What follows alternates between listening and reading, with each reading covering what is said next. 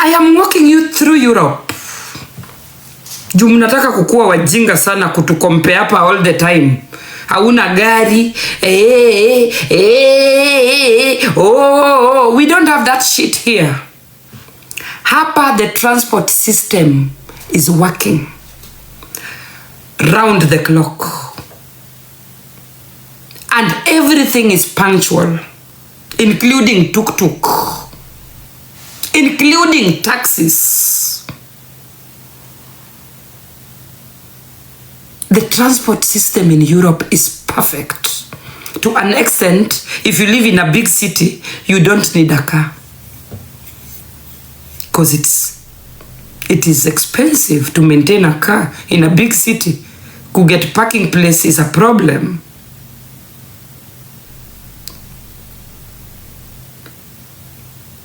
So guys, mentality, and this is why Kenya is getting slowly by slowly congested. Everyone wants to own a car because everybody thinks it is cool to own a car that you barely need.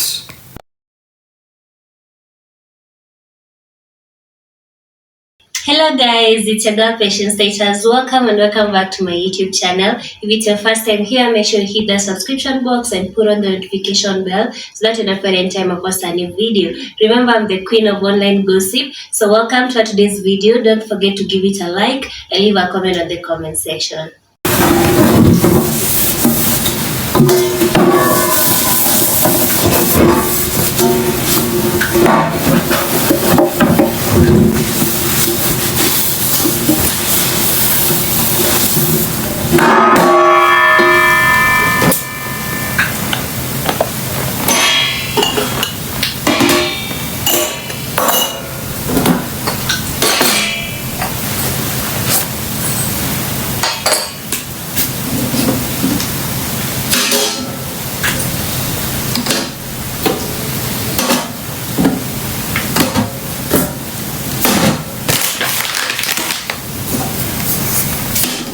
Good morning.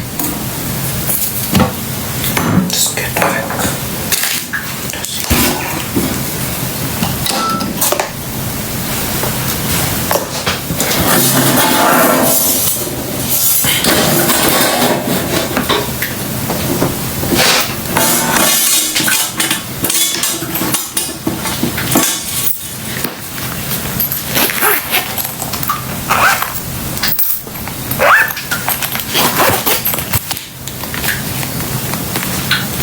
Guten Morgen, everybody.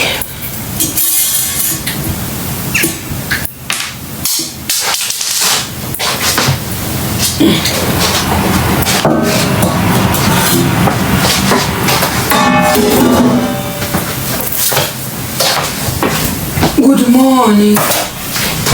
Umeamkaje?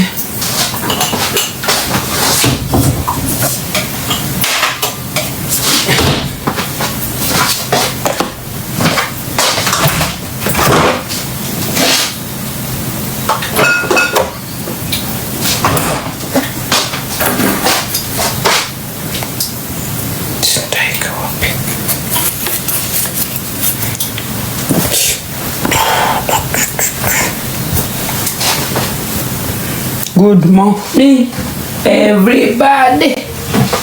Mumeamkaje?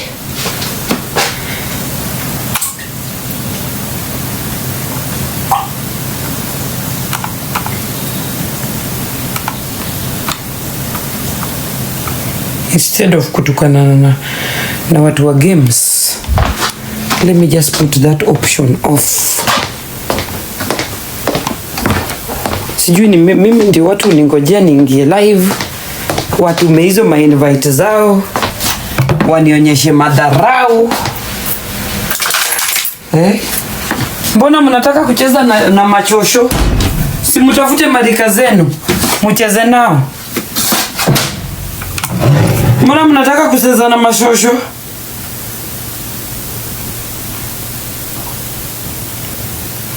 Toto baya, sipanguzi. Kama kamera ni chafu, enda live ingine. Kuna mtu amekulazimisha ukae apate wipe kamera. Gonga hiyo yako kwa ukuta. Ati wipe camera. Wewe unajua unaongea na nani? Hiyo wipe camera unaambia nani wewe?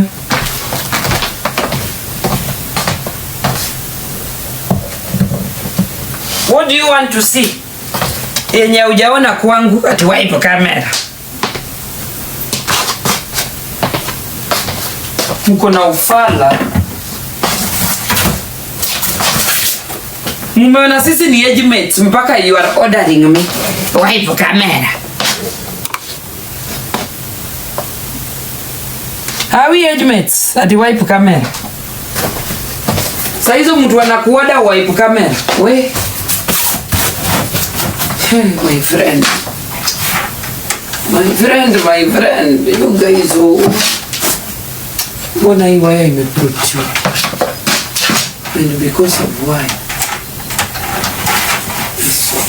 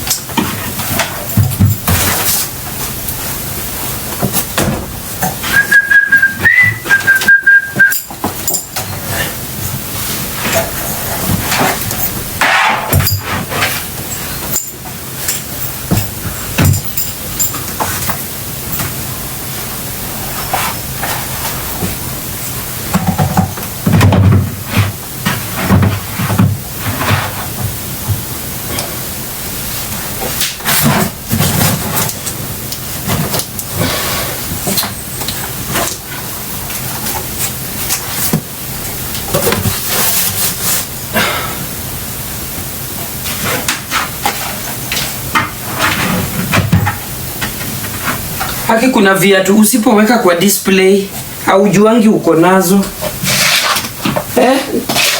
Nani ako rich mpaka ajuangi ako na viatu aina gani? Hebu mniambie guys. TikTok. Yani you have made me so rich. Yani mpaka sijuangi hii kiatu nilivalini. Imagine. Hebu niwaonyeshe hizi viatu. Hizi viatu nilibaingi Stato in the United States of America. Na sijaiziva. Zile nzi nilishtukanga na do za TikTok. Ni nani ananitusi hapa? What's wrong with people? Block, confirm. We moderator, changamkeni. Changamkeni. Hizi viatu zile nzi nilishtukanga na na mjue ni pesa ngapi hizi viatu na sijaiziva. I think kama ni kuvaa ni mara once.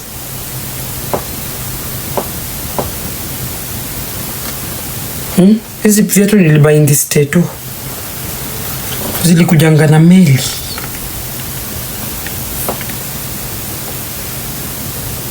Na ndio nimepanga hapo vitu. Nimeziget. Hebu tutaziva leo. We will put them on today. Because today I'm leaving my house. So leo kuna mali ninaenda.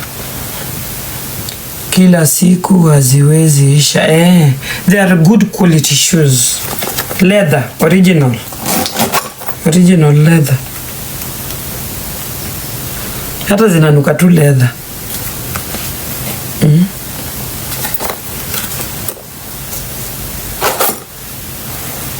Ulinyoa kipara. Nilinyoa mavuzi. Wewe unauliza kipara. Nilinyoa mavuzi mpaka nywele za mkundu. Wewe unauliza kipara.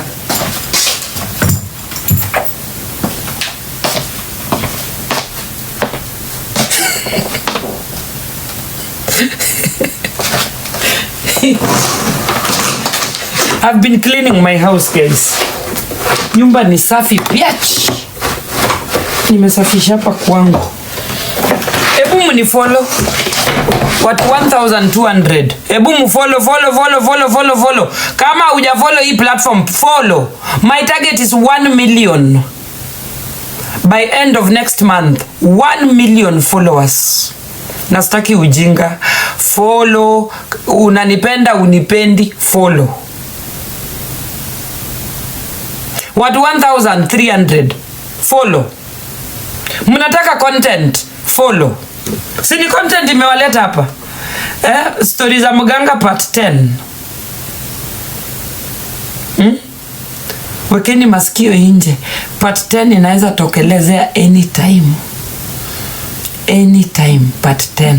Sijawambia vile tulichinja mbuzi, alafu tukachinja ngamia.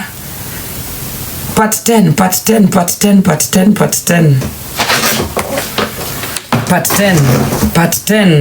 Part 10 loading. Alafu vile Rose alikuwa na shout na jina ya Mwiti. Dennis Mwiti. Edwin Awanda. Dennis Mwiti. Edwin Awanda. Part 10 loading. Kaini rada. Follow. Auka, you have been blocked. Auka is not a loyal fan. Auka ana yumba kama makende. Auka has been blocked. Enda unuse mkunduza wa mama na uko. Na raundi usirudi. Ukiona nina meta, huwa unapiga kona unarudi. This time nimefunga mlango na nikapiga na padlock. Mdomo ngege blocked. There are people I can do without on this platform. Na bado niko tu. My today, tomorrow, the same. Blocked. Move on. Ukiamka upate, nimekupatia block ya mkundu. Move on. Na mimi si ati ninatengeneza sudo, nikuje nikunuse mkundo, nijikute.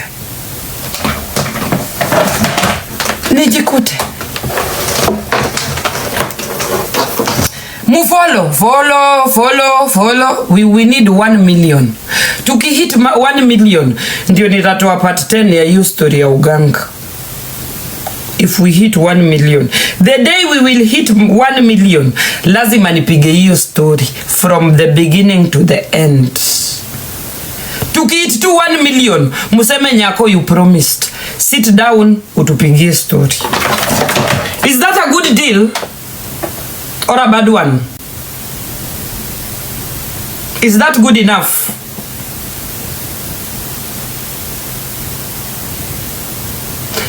Ile siku tutahit 1 million, muniambie Nyako ka utupigie story. Hatutaki ujinga.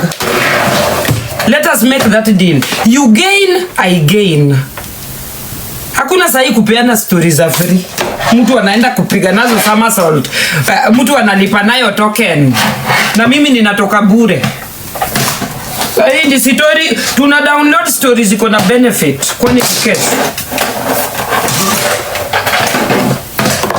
Tunamalizia studio leo. Kaini rada. Studio tunamaliza leo. Mjue vitu zilikuwa delivered jana, but hao watu wa posta ati huwa wanajifanya ati siko kwa hao. Na jana nilikuwa kwa nyumba the whole day. Which story? Vile babako alinidinya tukazalisha triplets. Hiyo ndio story nita download.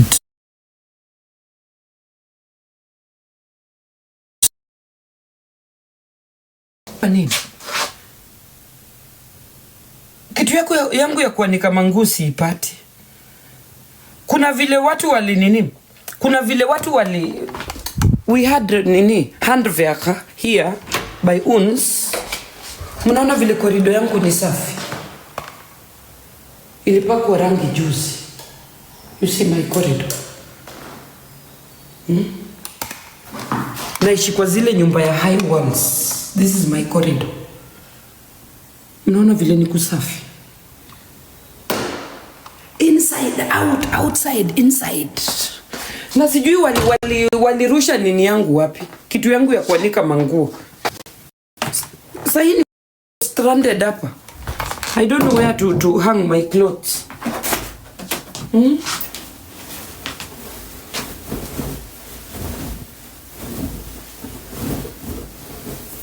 Huko ni nje. Mnaona vile hapa kwangu ni kusafi. Mpaka nje.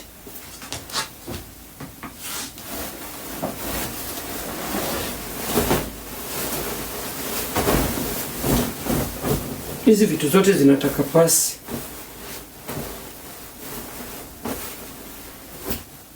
Hizi ni bed sheets.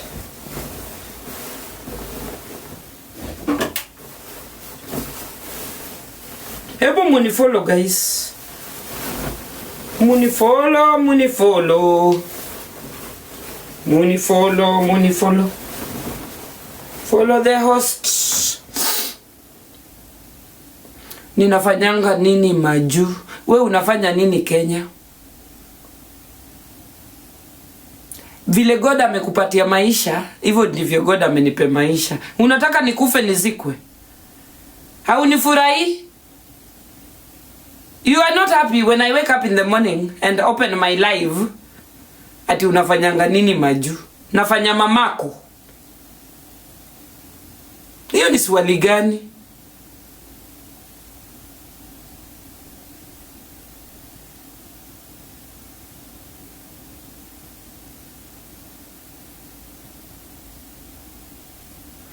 Kuna mtu aliniota ati niko na roho safi inside. We.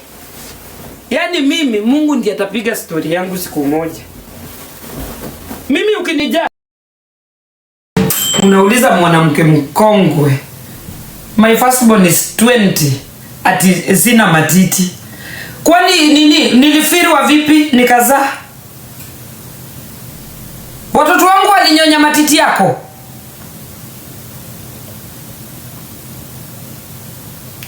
I have 3 healthy children. Wako na akili timamu. You are concerned about matiti zangu. Zitakusaidia vipi? Ati ulimea matiti.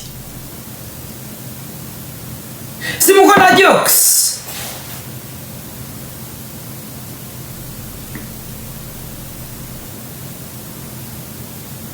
Karibu mtaniuliza ulimea mavuzi. Hey. The way you guys are concerned about my life is scary. Kuna wale wanajua sina matiti, kuna wale sijui wanajua sijui nini, kuna wale sijui wanajua nini, and they are walking meditating with my name, Nyako. I want to be Nyako. I want to be like Nyako. But if they could come here, the best thing they can do is to hate. Na ninakukosesha usingizi. Kuna mwingine anatomba bibi yake lakini anaona Nyako. Na wakikuja hapa, we mama mzee, wengine wao hata wanahema na jina yangu wakidinya mabibi zao. Nyako, geuka. Nyako ninakupenda. Ninakuonanga TikTok. Kumbe ni bibi yake anamdinya mbwa. Hebu na munifollow.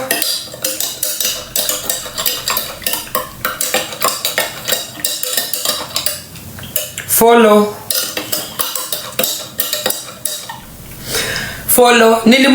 Nilisikia mtu mwingine akona mental issues.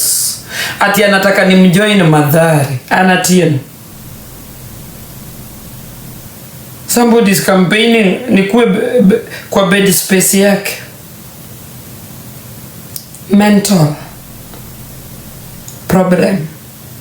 Anatieni. Yani mnanidognize mpaka na mental issues because ninaongea mambo ya mboro, mambo ya waganga, yani vitu hamtaki kusikia, the truth. Hapo ndipo naongelelea Chira alitolewa kafara. I repeat, Chira alitolewa kafara. na alitolewa na Mwiti.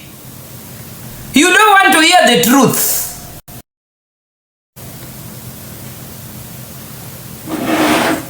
Chira alitolewa kafara na alitolewa na Mwiti. Hakuna mtu mwingine. Hapo ndipo.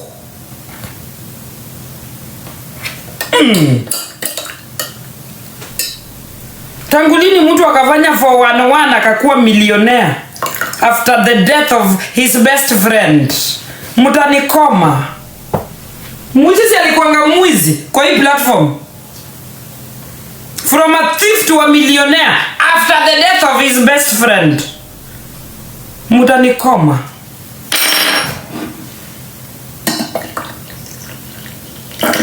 Mwiti aende kwa polisi, nimesema. Mutadu.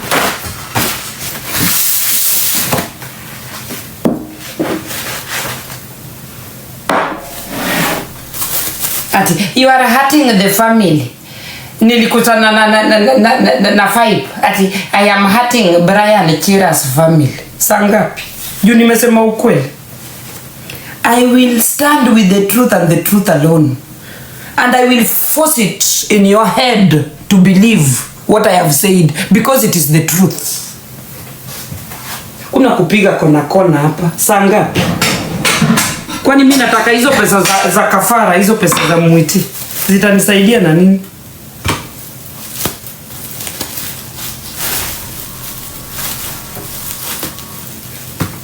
Hebu tukule chapati.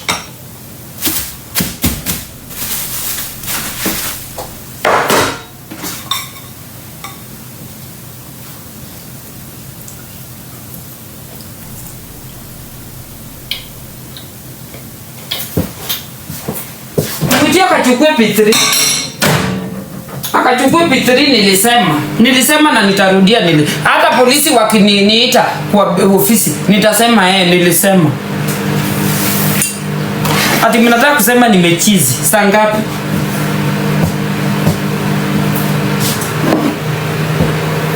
I'm hurting the family.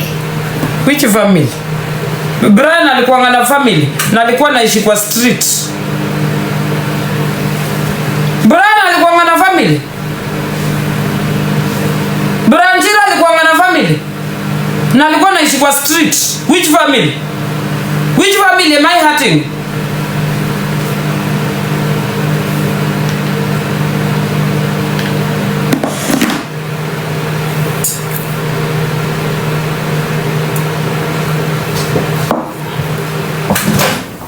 Sasa zile mtu amekufa ndio huwa ako na family. Msituchezee akili bana. Wewe naye unatukana nani hapa Chiat? Guo Kolundu Meru, toka hapa.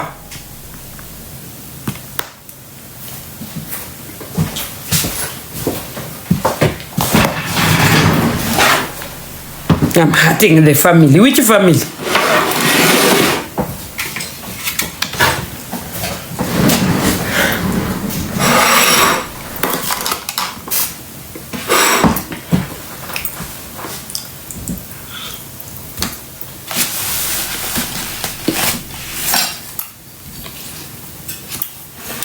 iPad yangu inazima.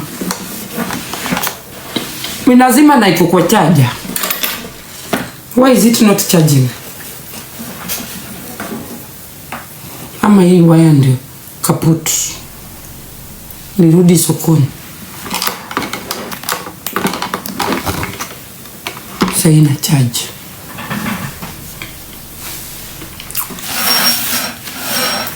Alafu kuna watu wanapenda kujimix kwa stories za watu hapa.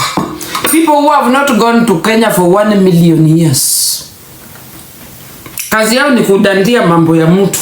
Kazi yao ni kusikiza na kudandia. Mimi naye mtu ajai enda Kenya hizi kuniadvise. Usiniadvise. Kwanza hata niweke hiyo ngoma.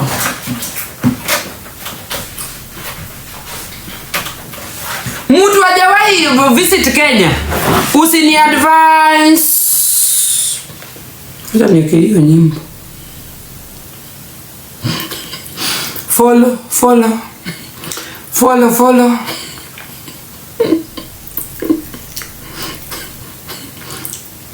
Usini advise.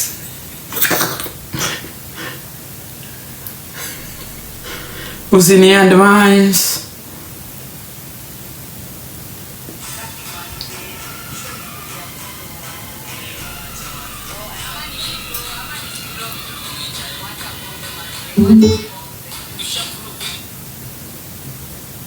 Tumeshatoshea kuwa bless na bana.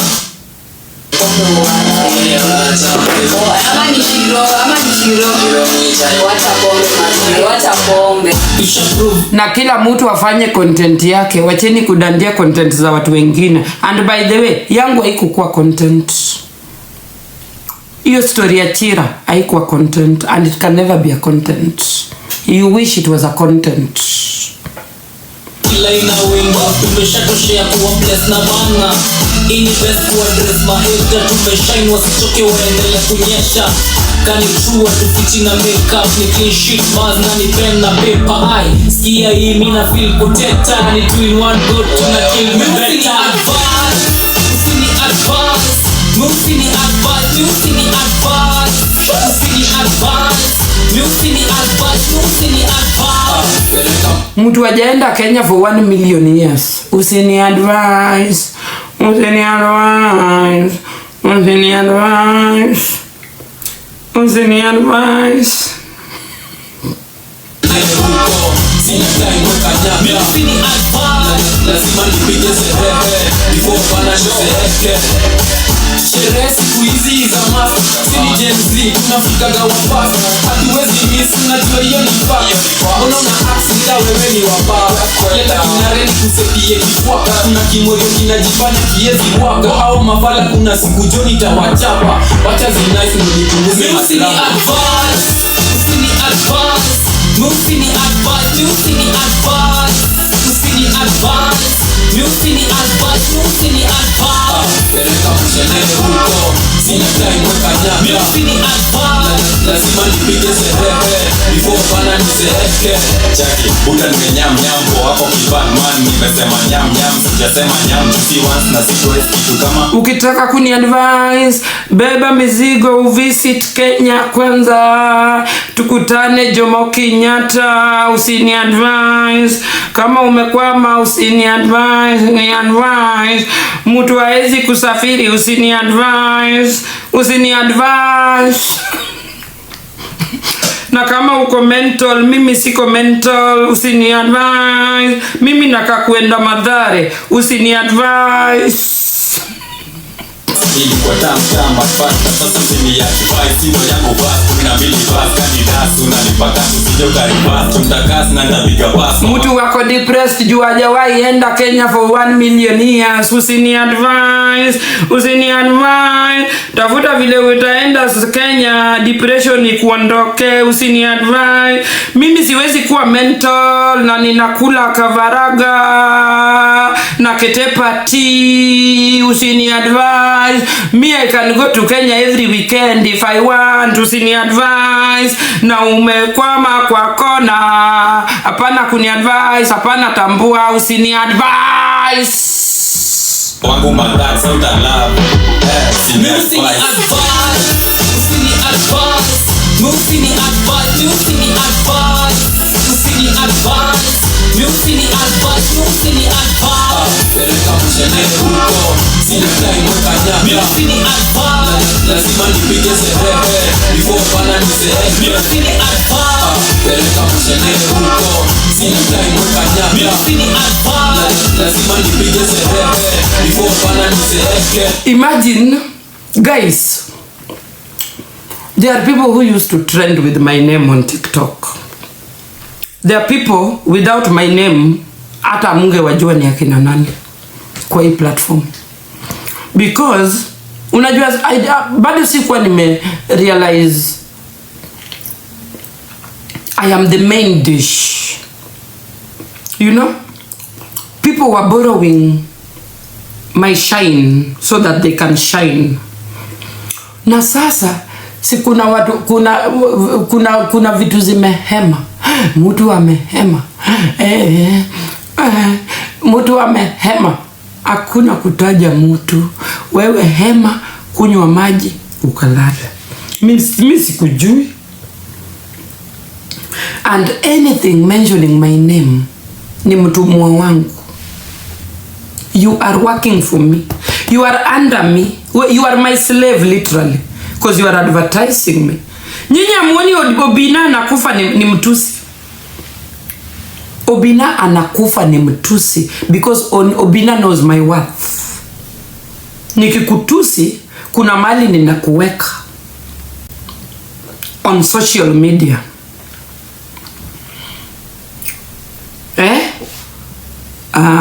Ashley Sibat. Block confirm. Enda ucheke huko kwa fridge. Sawa?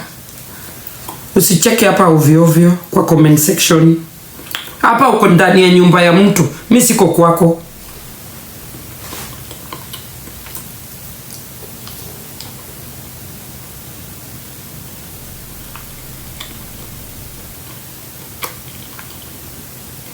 Once you are here, you are in my house.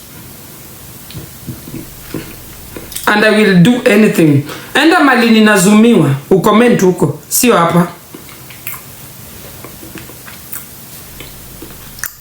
Huko enda upige somersault, but not here.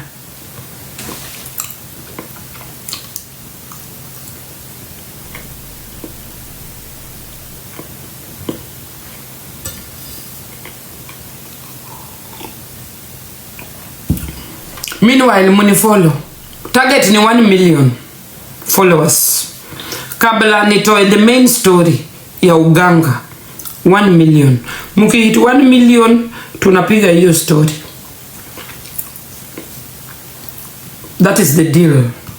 I need 1 million followers.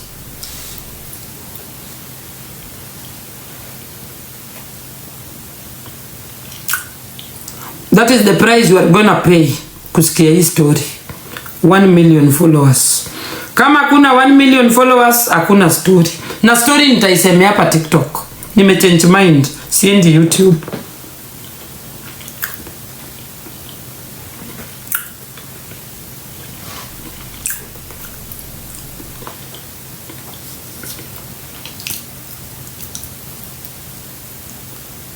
Na story ni yangu. Kama wewe utaki hiyo story, you cannot relate with the story, beba virago uende. Wewe sio Mungu aliyeniumba. That means you are not real. You can never be real. Mimi sijaiona mtu anaenda ushirikina, anakuja kupiga story ya ushirikina. Sijawahi sikia. Ushirikina is a secret society. You are not allowed to talk about it.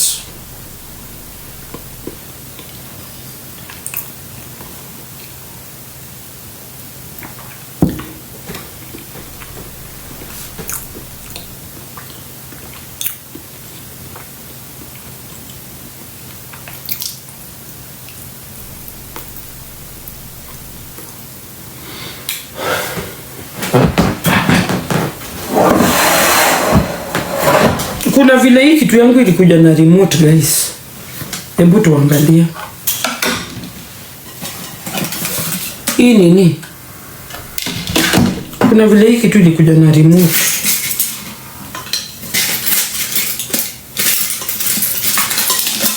Hizi ni dawa gani?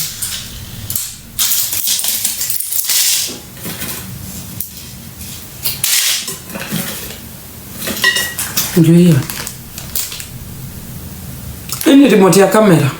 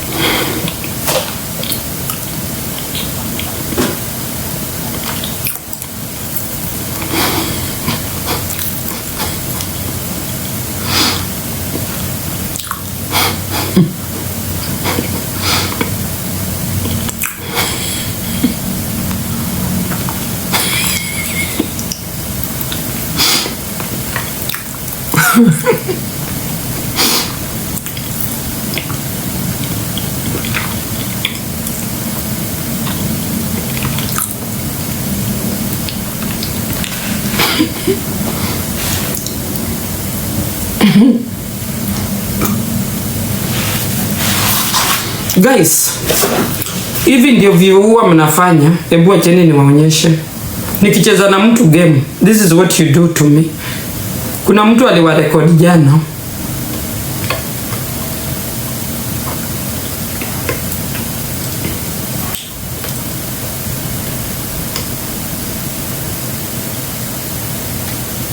Is it this phone?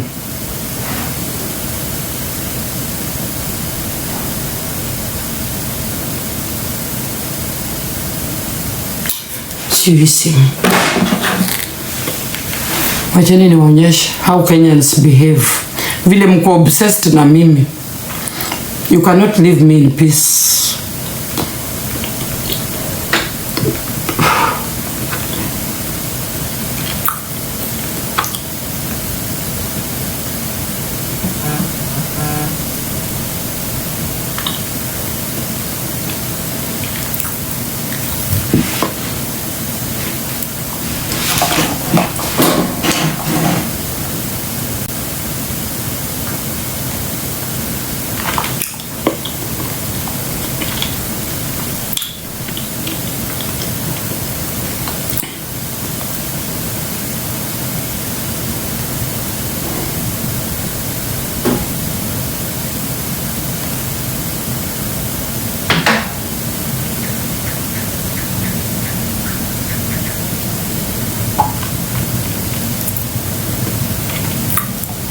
This is what Kenyans do to me. Yes.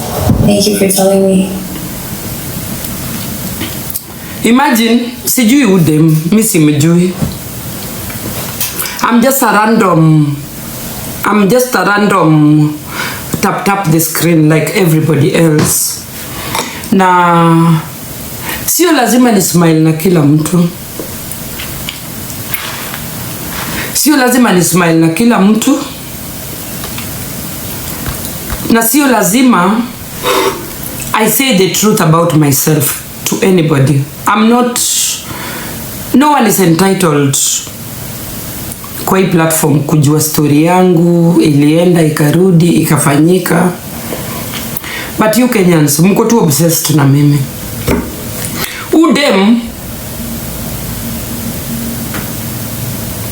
Udem alijoin live yangu na attitude.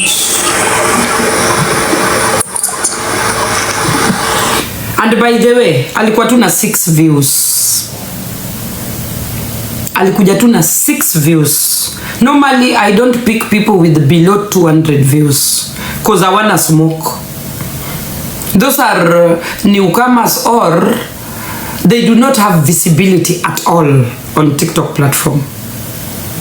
So why would I have 1,000 views and play a game with somebody with 5 views?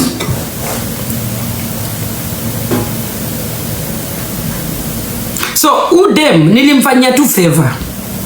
Juu alini request. Pink Santa, views do not determine a smoke in the game, yes, but visibility determines smoke. Views ndio visibility. And every gamer mwenye ana visibility ako very frustrated to be visible, and that is why TikTok King anatufuata. Ako na kila kitu lakini visibility yake ikianguka anafuata wa Kenya. Usione hao watu wanatufuata because they want us. They want our visibility. They want us to view them.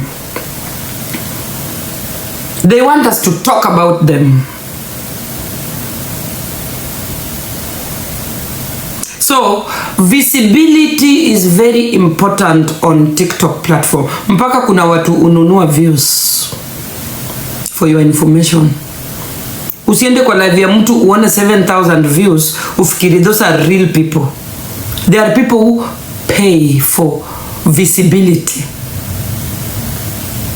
Ukilipa unapewa mapunjabu. I've never paid for that shit, but TikTok advertises it. If you want views on your videos, you buy. If you want views kwa live streaming, even if it watu wanaweza buy. Me, I've never bought such bullshit.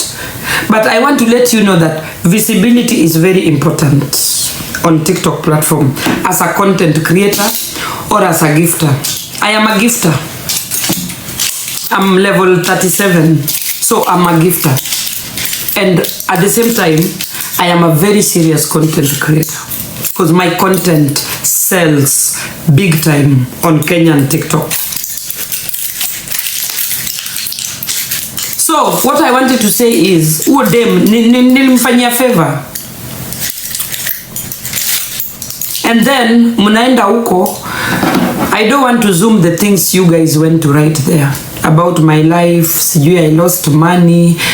Guys, I came on TikTok with nothing. Hata hii level 37 sikuenda nikaokopesha pesa mahali nikaweka kwa TikTok.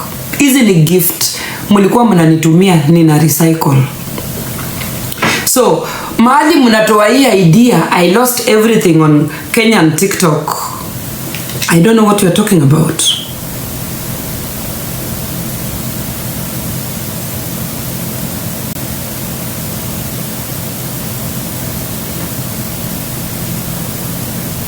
What did I lose on TikTok platform that I should be whining about? As a matter of fact, TikTok imeniosha. I am clean because of TikTok.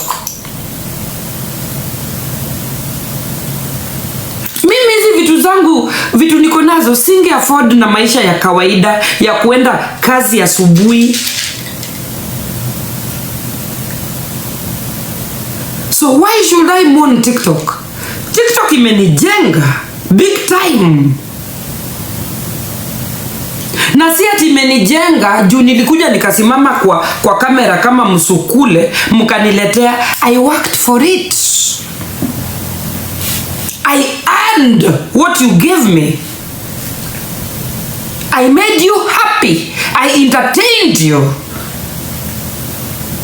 I didn't go to mganga to get what you gave me. You gave me what you gave me because it was worth it. So, hii narrative mnaleta, I am mourning TikTok money. Why should I mourn TikTok money? TikTok imeniosha mpaka kinembe. Kinembe ni safi. Mimi nikishuta, mshuto yangu ni TikTok. Nikisimama hivi kwa mira ni TikTok. And that is the truth. Because there are things I could have not achieved without joining TikTok. So anybody who thinks I am mourning TikTok money, I'm sorry. TikTok made me who I am today. Na level yangu kwa TikTok platform ni pesa zenu. I didn't go to the bank and borrow. Nikatumia mtu gifts. I recycled the gifts you gave me. Na pesa nilienda nazo Mombasa zilikuwa pesa za TikTok King. Hazikuwa pesa zenu. Nilikuwa ninaambiwa mna complain huwa mnanipatia pesa napeleka kwa mganga. Pesa gani napeleka kwa mganga? Mganga mgani? TikTok King employed me for 3 good weeks. Na akaniweka kwa payroll. Every day. He used to pay me. Niko na nini? Niko na evidence. TikTok King used to pay me. Every day.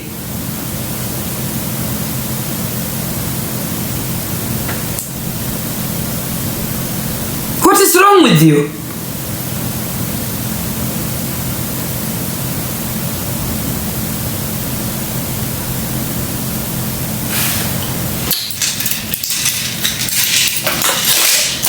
I am mourning TikTok money. After TikTok kuninunulia manguo za 50,000 euros. Do you know what 50,000 euros is? Pesa utafanyia for the next 10 years in Germany. Ukirudisha kwa bank.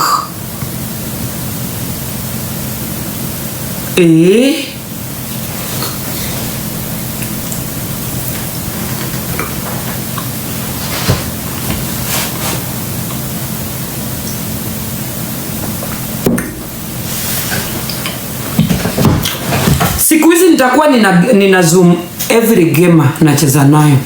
Nikiona Kenyans wamemwagika huko, wanaongea ujinga, nakata game. Kwani ni kesho? Sio lazima. Nitakuwa nacheza game na nina zoom huyo mtu ninacheza naye. Nikiona mko huko na negativity at the cost of that person, nakata game. Asonge akisonganga. I'm not the only person mtu anaweza cheza nayo game. We are a million people here. Wakiniona nikicheza na mtu, washaingia huko na negativity na matusi. Nitakuwa na any gamer nitakuwa nacheza nayo, nitakuwa nina mzumu. Mkae mkijua hivyo. Nani ananikola?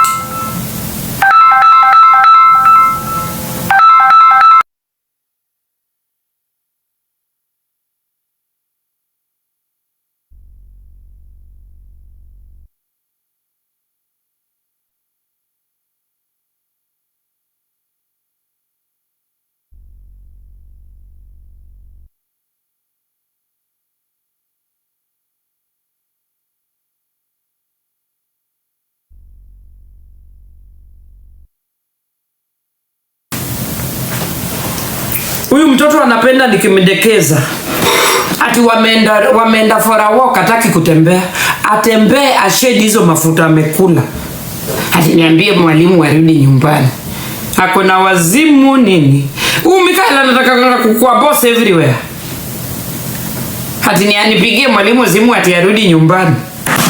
Atembee atoe hizo mafuta amejaza kwa mwili.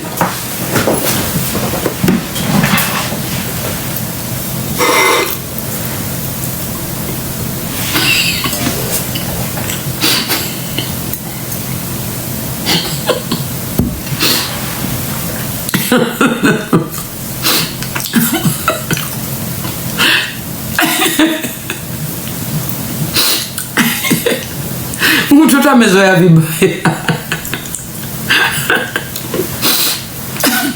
Ushaona mtu analala kwa bedi yako na anakuoda. Ukiongea kwa simu, zima hiyo simu, nataka kulala. I'm like, go to your room. I'm not going.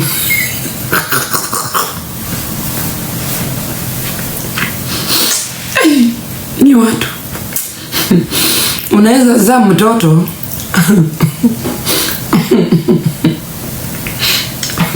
Na ndio ninawaambia kuzaa ni bahati, ni kubahatisha. Haujui utazaa nini.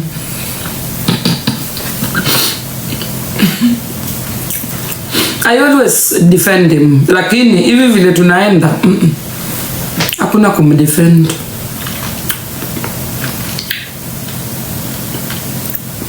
Sarah is the best child there. Sarah kuna babake.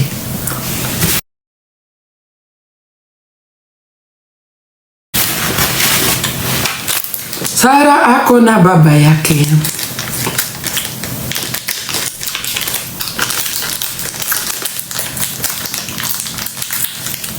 Ako na simu shule. Si ameomba simu? Ameomba simu.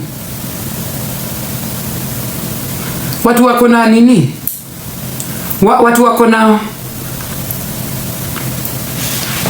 Watu wako na nini hii ring light?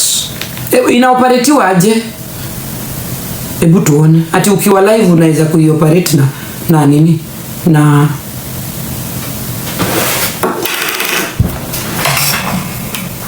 unaweza operate na remote. Unaweka simu alafu unapiga picha. Hebu tuone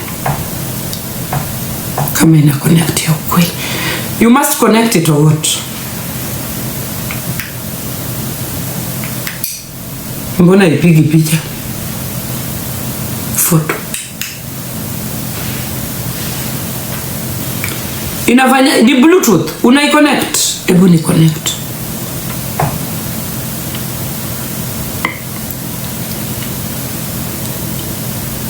Ina connect.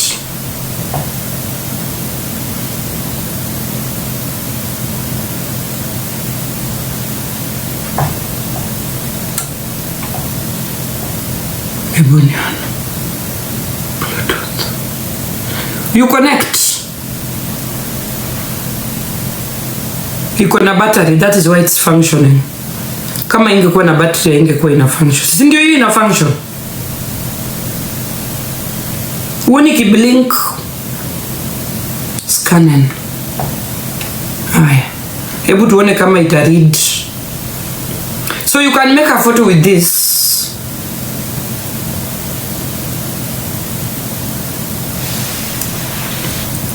You will see paired. Si nyinyi ni wazuri, mnanichanua. Lakini bado haipati. Let me put it off and then put it on again. Inajiita camera 360 iOS. I restart. Open phone Bluetooth. Si nimefungua, but it's not connecting. I connect. Check Bluetooth. I'm checking. That is what I'm doing. Simuone what I'm doing.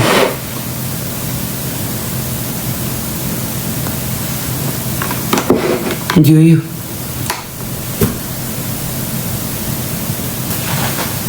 Haipati. Ndio hii hapa ama? Hii hapa.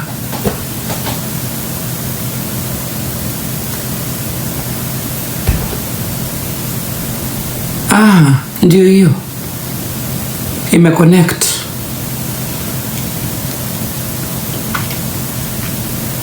Imeconnect. So unaweza kupiga picha. Ya wazungu si watatumaliza na technology. It's working. Oh, technology na wow. Mnasikia? Inapiga picha. Wazungu si watatumaliza. You don't need to touch the phone. Unapiga picha from a distance. Wow, beautiful. Na hii ya chini ni nini? Wajuaji, wadaudes, hii ya chini. Tusidanganyane. Even if you are a successful businesswoman, without a man, hamna. Si mnaonanga mtu amewekwa na mwanaume successful na bado anatombwa na getman.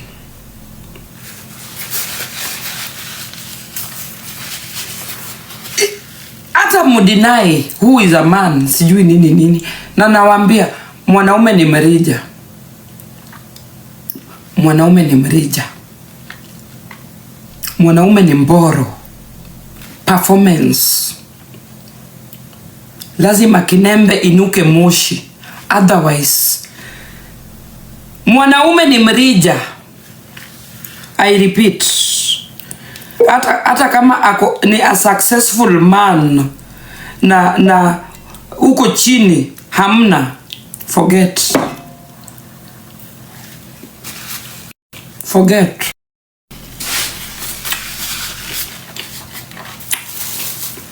Kuna vile bado atachezwa, utamcheza.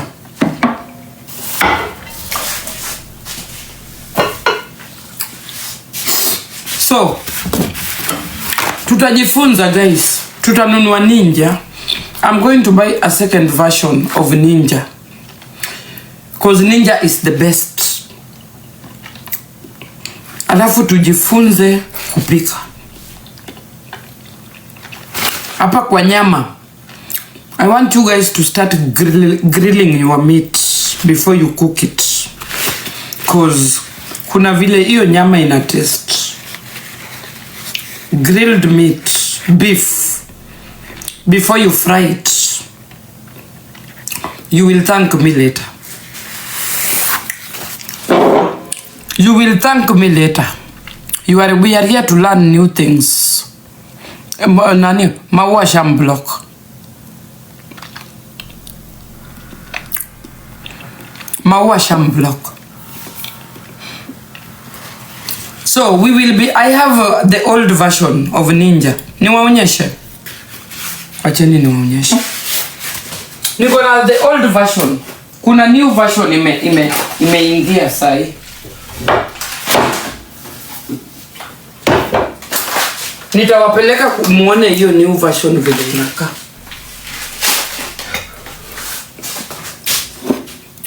I'm showing you, give me a minute. Wacheni nikunywe juice.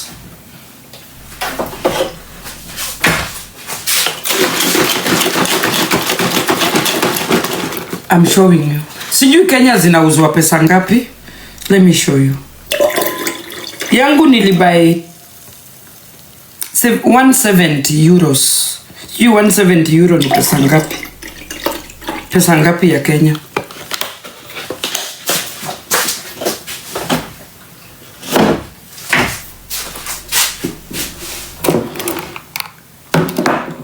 Volume.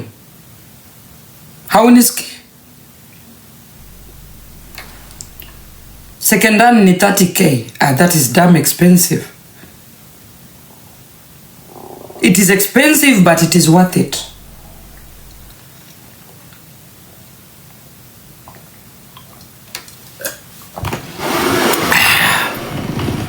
Ndio ile Ninja.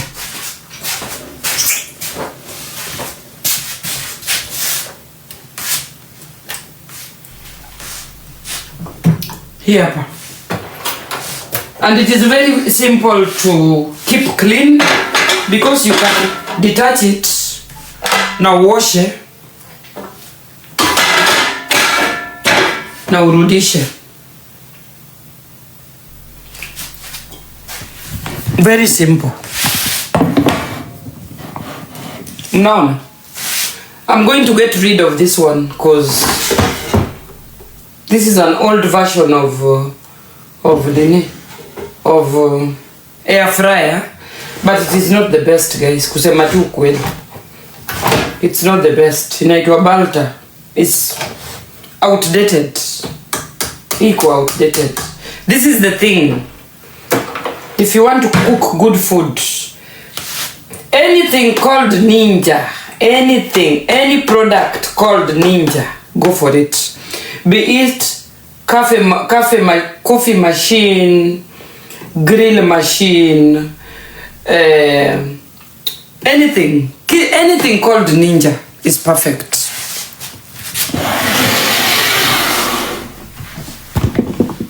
Tunazijua. Ronnie, you are a man, you are big mouthed, level 3, frozen. Umebeba tu makende. Umebeba tu makende. Sasa kama unajua tufanye nini na hiyo level 3 yako imefreeze. Huyu hata ni mtu wa ndudhi, anangoja customer.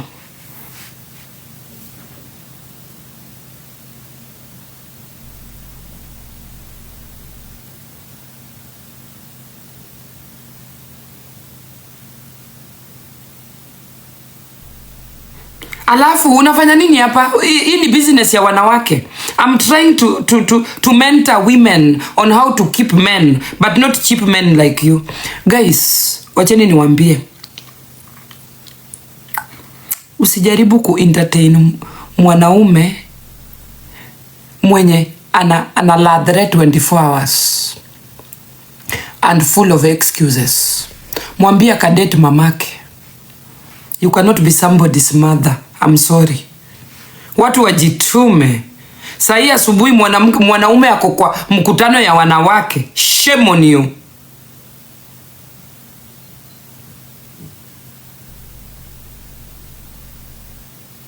Alafu utapata mwanaume kama huyo ati yako na girlfriend. Ati baby, itedango. Umepika nini? Nasikia njaa. Useless.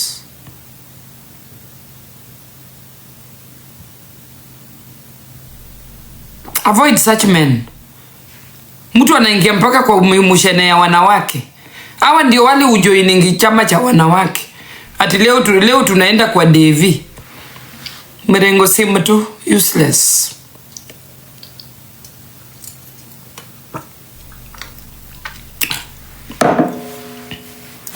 At a place, we are just teaching women on how to conduct themselves. Sasa tukiingia lesson ya vile mutaingizwa nini vidole kwa mkundu, utakuwa hapa ukisikia vile tuna train watu kuingiza nini vidole kwa mkundu ndio mboro iamke vizuri.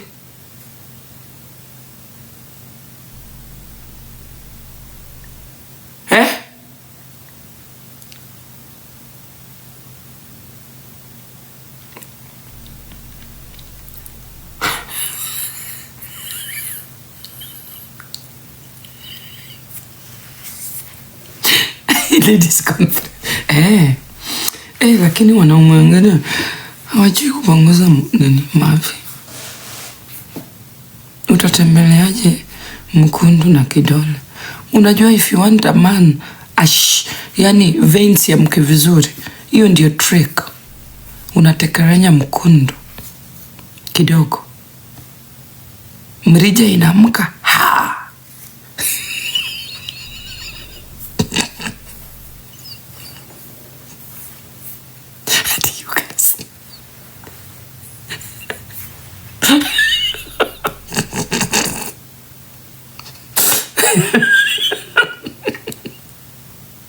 Nimekimbia na kicheko.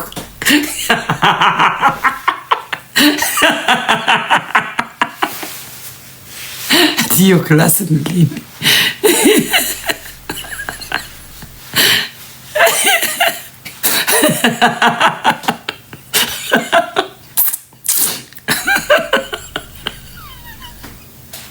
Nijikute. Ujikute. Hamjui siri ya urembo hapa nje. Sema tu ujikute. Anyway, that was not our topic. My topic, guys, is to guide you in you must not have all the kitchen gadgets. You must not. But you can sacrifice to buy one or two. Na uko tu sawa. Sio lazima ununue kila kitu umeona mtu amepanga kwa jikoni. Hapana. But kitu kama ninja, every woman must have this guys. Ninja is a must. Hii ni lazima. Kama hutaki mwanaume wako aende KFC, McDonald's, Burger King, kila mtu akuwe na ninja. It is easier to maintain. Na ukibuy food upike tu vizuri, my friend, you will not regret. Ninja ni ya kuchemsha mkundu. I just hate how people come from nowhere and start asking questions. Instead, uingie, ujifamiliarize na what is going on, ndio uulize swali. Kwani mimi ni computer? Mnafinya na ninajibu. Do I look like a computer?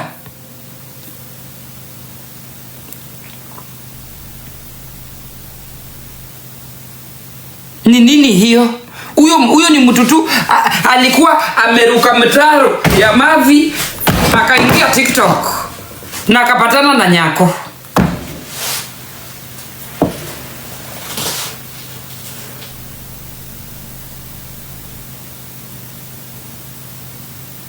Unakaa unapima rada ni gani hapa? Huyu mwanamke anaongelelea nini?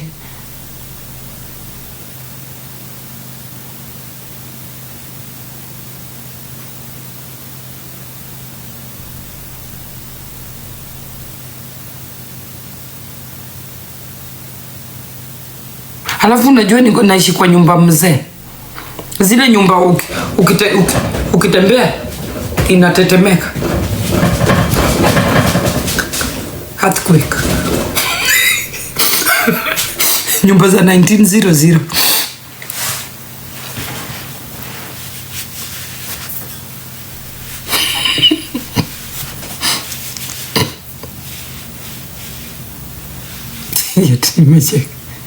So ninja ni sufuria. Huyu ni nani huyu? Upia kuna level 4 frozen. Una anafikiria na matako.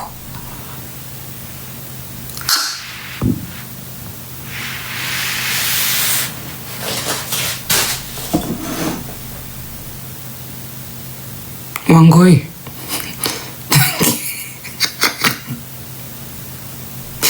Leo nimecheka.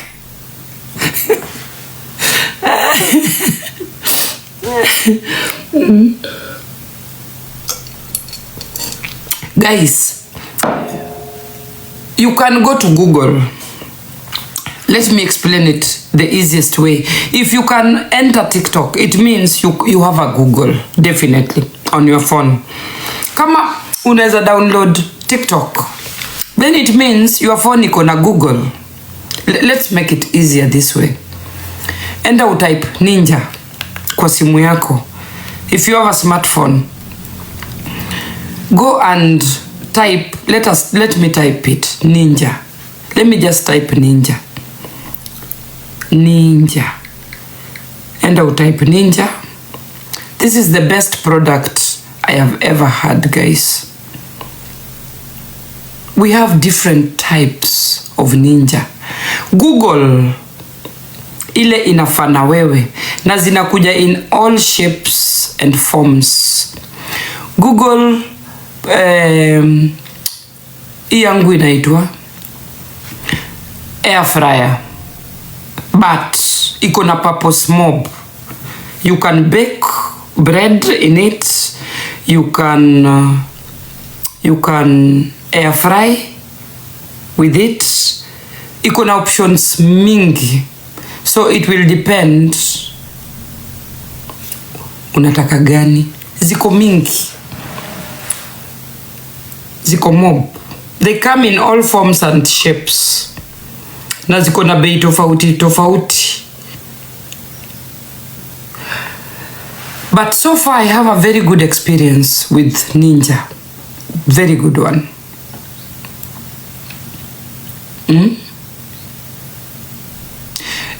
If you have ninja, you don't need an oven. I know most Kenyans don't have oven. Wengi wenu hawana oven. So if you have ninja, hii kitu, you are just good to go. Watu wengi hawana oven Kenya.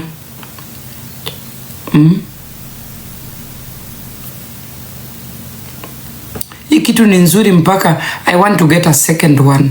Cause hii ni ndogo. I want a bigger one.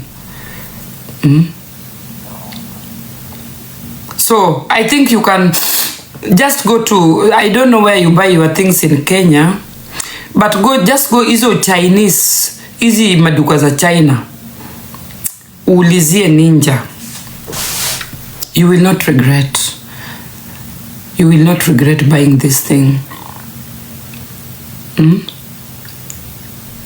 And then you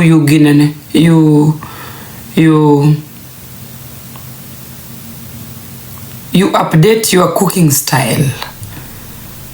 Unajua Kenya tumezoea kupikia wanaume ugali mboga nyama, ugali mboga nyama, ugali mboga nyama. Baby, umepika nini? Ugali mboga nyama, ugali mboga samaki. Can you please update your cooking style, guys? That is why most men go to KFC. Juu nini ile mayai. Kwanza niliona mwanaume amejiposta na kula mayai na ugali. I almost threw up. Na wanang'ang'ania hiyo mayai na bibi yake. Ati yeye ndiye alipika wa kwanza. How do you post yourself eating eggs?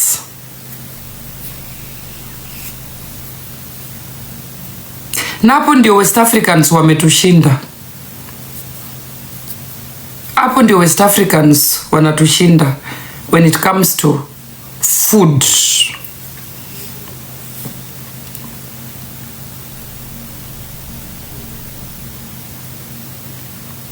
No. It's not that hatuna pesa.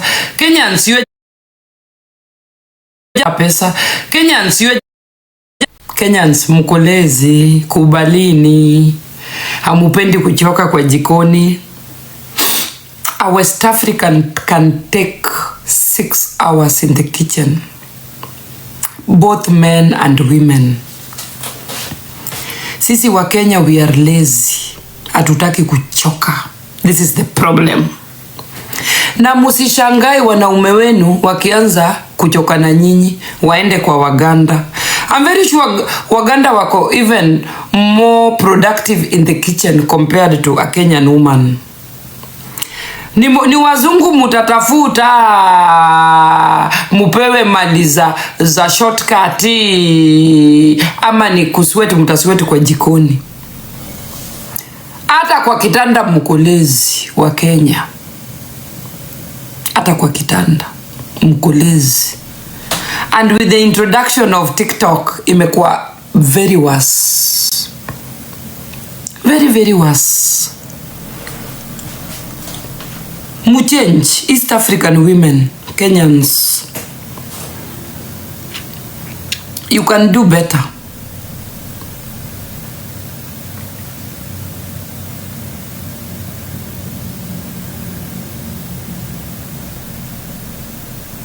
Mukolezi. Is that true? I'm saying the truth because I know it. Amupendi kuchoka wa Kenya. Amupendi kuchoka. And that's the truth. Including you. Me Atieno. Usinieke kwa hizo vitu. Sini ukweli. Wakenya hawapendi kuchoka. Ni ugali imewekwa 5 minutes. Cha. Imagine some of you cannot even cook ugali as we are talking. Some of you, mtu ananunua mpaka chapati kwa supermarket. Na akona bwana. Mtu ananunua mpaka mboga ya kienyeji kwa supermarket. Ile ishapikwa. Umaiye Kenyan man.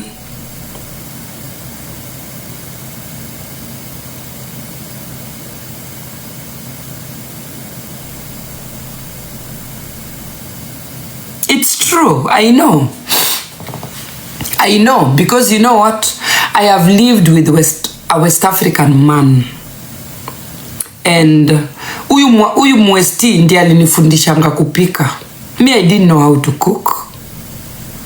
I used to put things together. Mpaka uyu baba ya Sara alikuwa anashtuka. Ananiuliza hizi ni what? Mimi nimefundishwa kupika na mwesti. That is when I started learning how to cook and how to take time chakula hivi. A West African man or woman will take 3 to 6 hours kwa jikoni if they mean to cook. And I think that was the best experience of my life. Dating a West African man. At least I know the other side of life.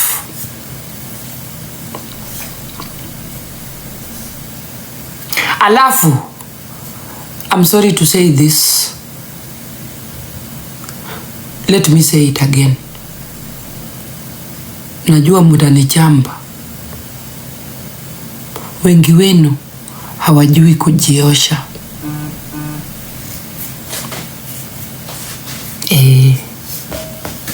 Wengi wenu hawajui kujiosha. Very lazy generation.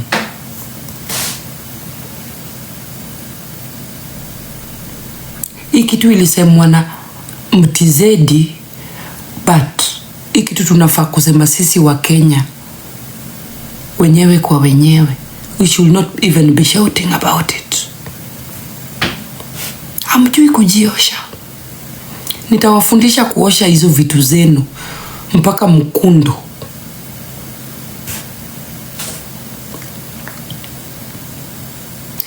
Hebu mniambie mtu ameweka kucha urefu hii.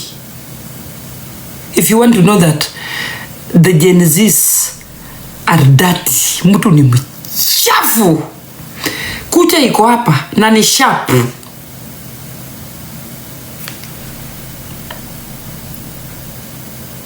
Utaoshaje kinembe na hiyo kucha?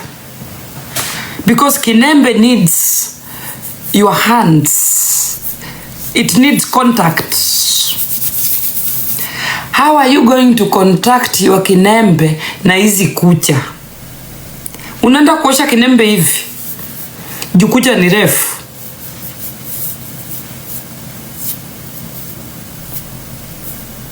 Hivyo. Alafu ukishaosha hivyo, tukuje hapa kwa jikoni. Utaoshaje vyombo? Juu hautaki kucha zivunjike. Utaoshaje vyombo? Utasuguaje sufuria? Tuseme uko na dishwasher. Yes, utapanga kila kitu huko ndani. Na dishwasher pia does not take anything and everything. You must at least make sure that vyombo unaweka kwa dishwasher are decently packed. Hazina uchafu mingi. That means you have to get rid of the uchafu superficially. Okay, sufuria. Tuseme ya ugali. We Kenyans, our main food is ugali. Utakula kwa besheni? Utakula kwa besheni?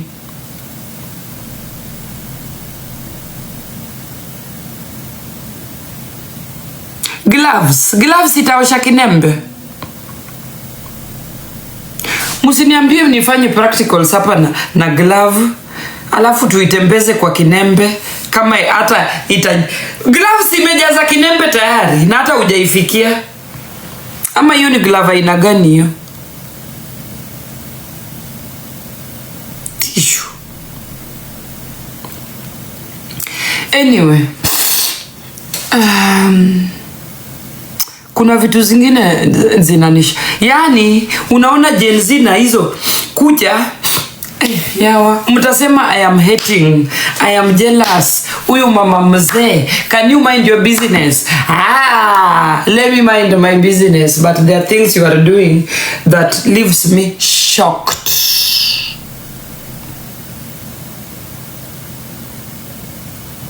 Mtu anafyeka ugali na hizo kucha.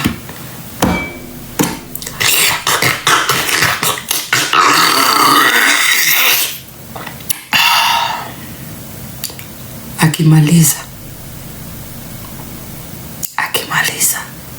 Jesus.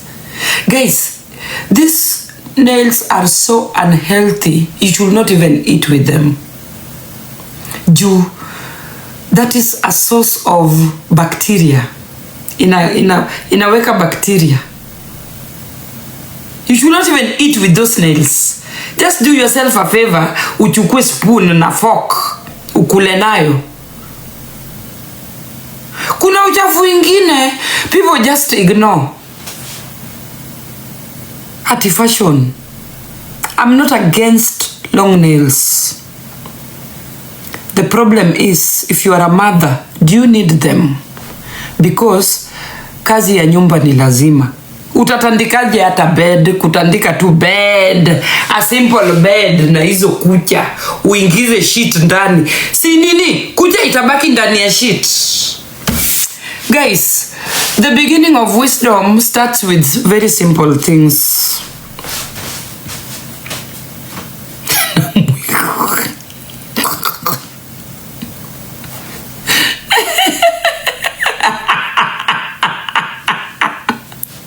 Ati kuna mwiko. Okay, fine, kuna mwiko. Hebu tukuje hapa kwa mboro. Wacha nilete mboro.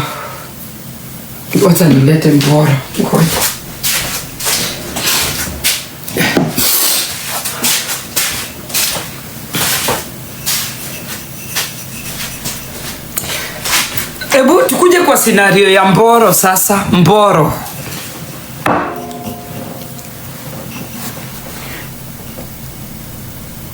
Mboro uko na long nails. Mimi niko na short nails. Let's say uko na long nails. Hii account yangu itafungwa. I wanted to demonstrate something. Guys, account itaenda, yeah. Nimewacha. Unajua, before you and a man comes to, kabla mufike kileleni, muanze kufanya ngono, kuna vitu lazima mfanye. Mupapasane, munachemushana to reach that degree.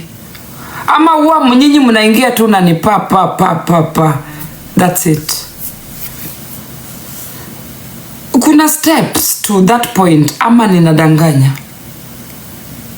And with this long, kwanza siku hizi mnaeka zile sharp kama za shetani. Ni kama you are already promoted to hell with Satan. You are just waiting to pounce.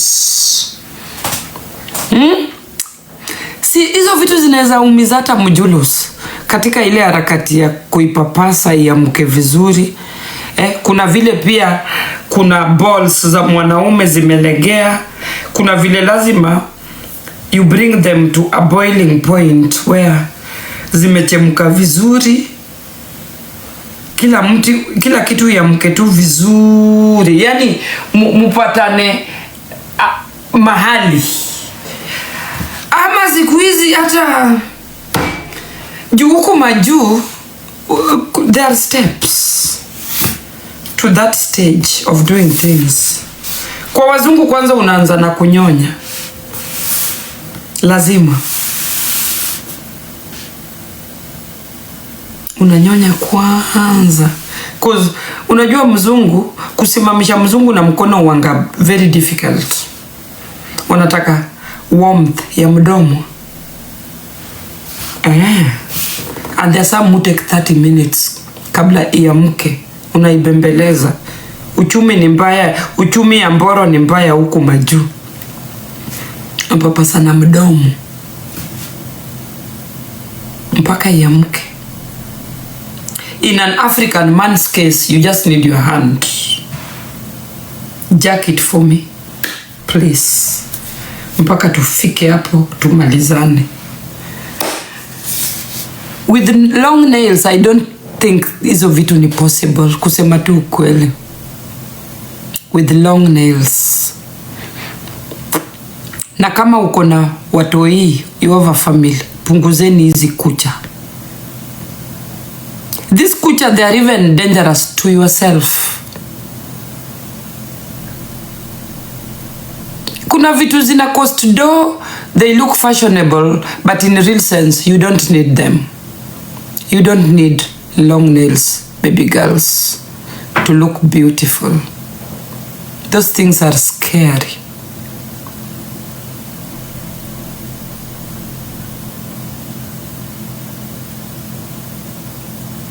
Unarembesha usherati ya shaz.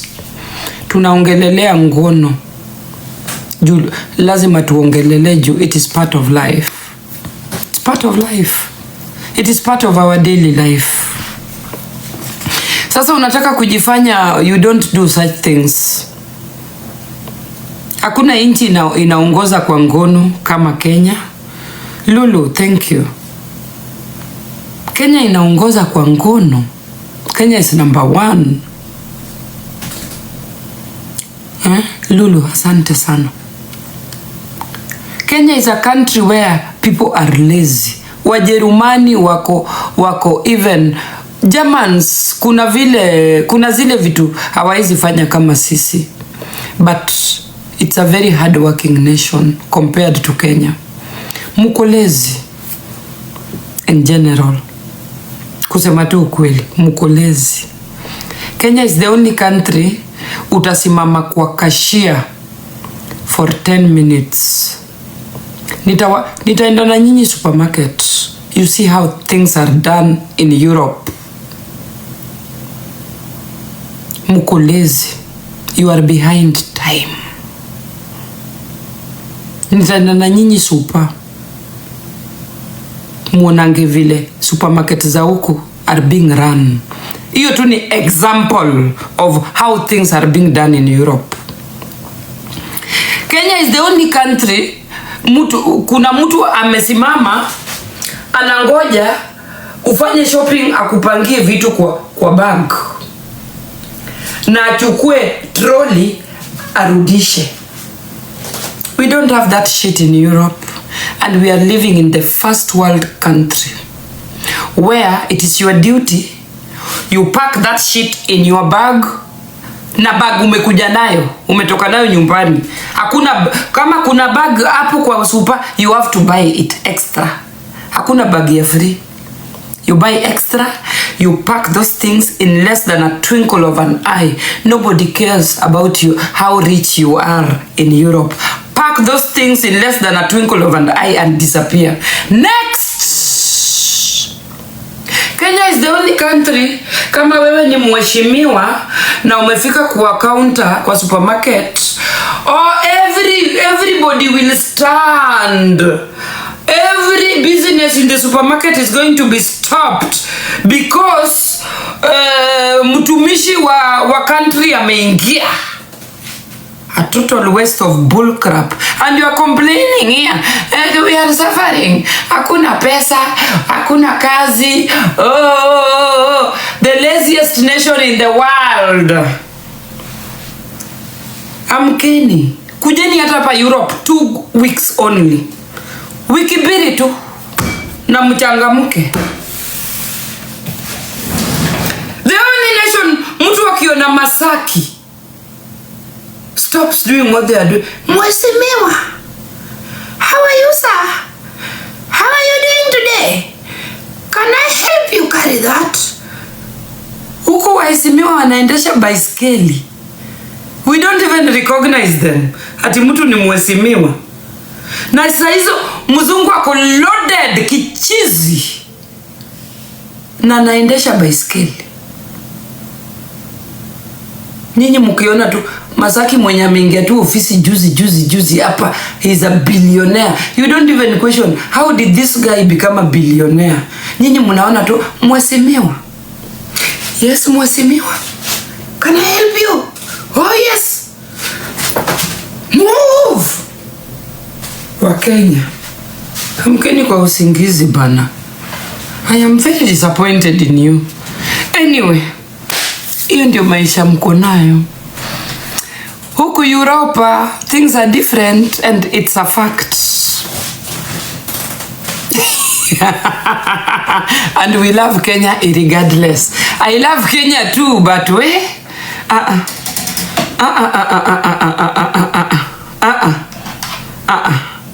you have to change, people. If you want to build this nation, lazima mta change. That is how Europeans built their Europe, with sweat and hard work. Europe, hakuna mtu wako lazy, guys.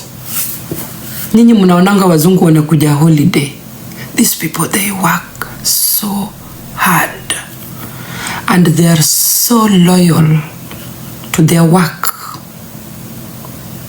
And they are so loyal to paying tax.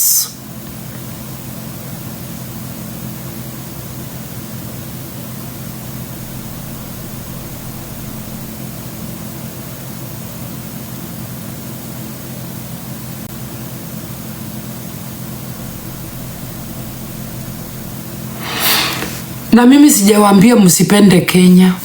I didn't say that either. I am just telling you that we are behind. Tuko nyuma sana when it comes to a lot of things. Tuko nyuma sana.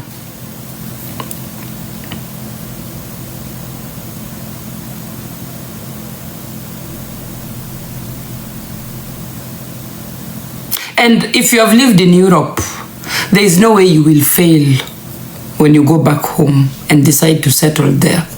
Because the mindset, your mindset, iko. Yani, you have learned the way hao watu wanafanya mambo yao. These guys are so disciplined. I've never seen a disciplined nation like. Let me talk about Germany, because I've never been to all European countries. But I believe they do things the same.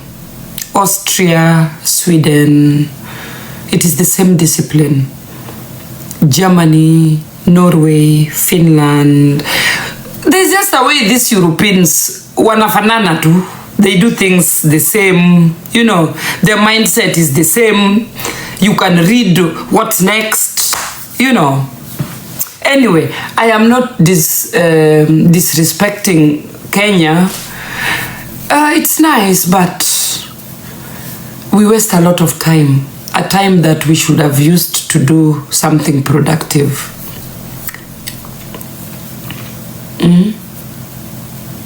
We don't need our supermarkets, for example. I think there's a lot of resources going to waste because customer mmoja lazima adekezwe. Watu wamepanga laini, kuna watu hata wanaweza faint kwa hiyo laini because one customer anaenda kudekezwa, apangiwe vitu vyake, kwanza kama kuna gari, aroliwe takataka yake mpaka kwa gari. I think it is a waste of resources. Anyway, it's not my business. Europe, it's different. Kuna mtu akona hiyo time. You have to, hata ukuje na Lamborghini of the Lamborghinis, ukuje na the V8 of the V8, nobody cares about your V8. Pack your shit on your own and get rid of it on your own. Nobody cares. That's how it is in Europe.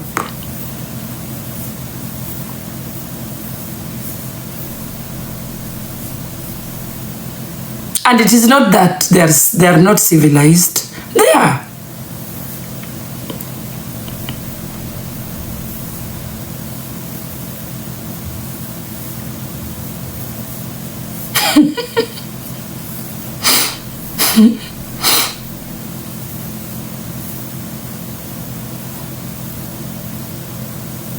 Yeah, so I think these are the kind of conversations we need on social media.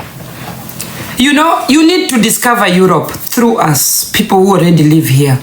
Not mtu akifungua kamera, mtu analyze.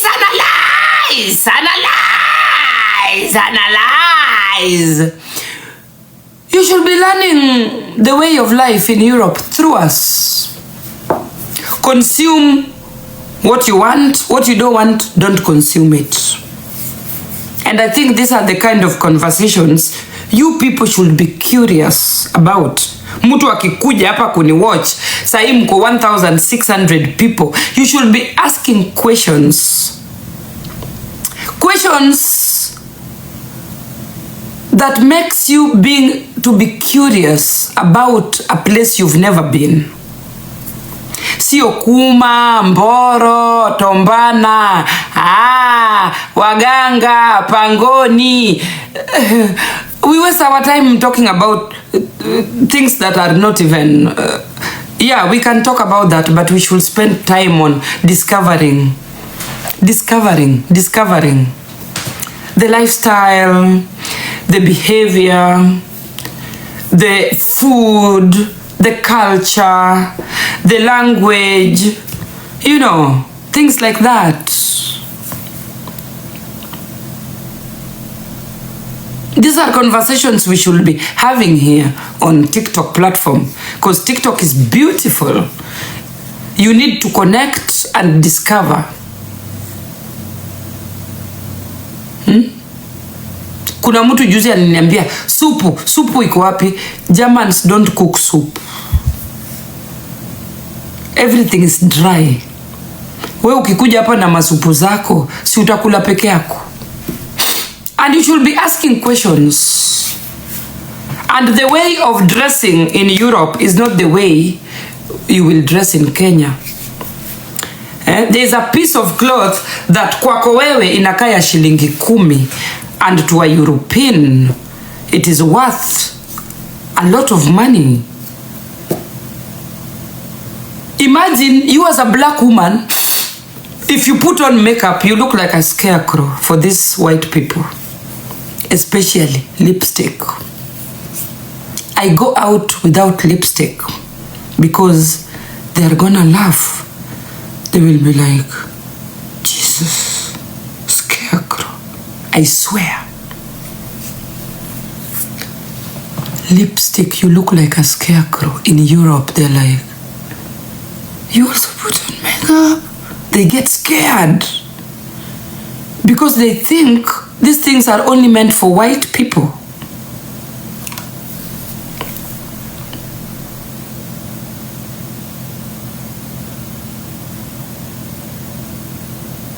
So the mentality is different here.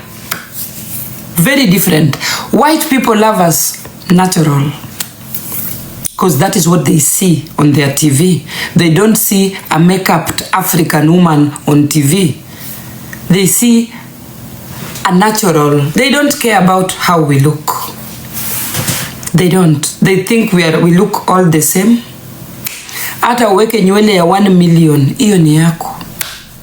That is what I like about these white people.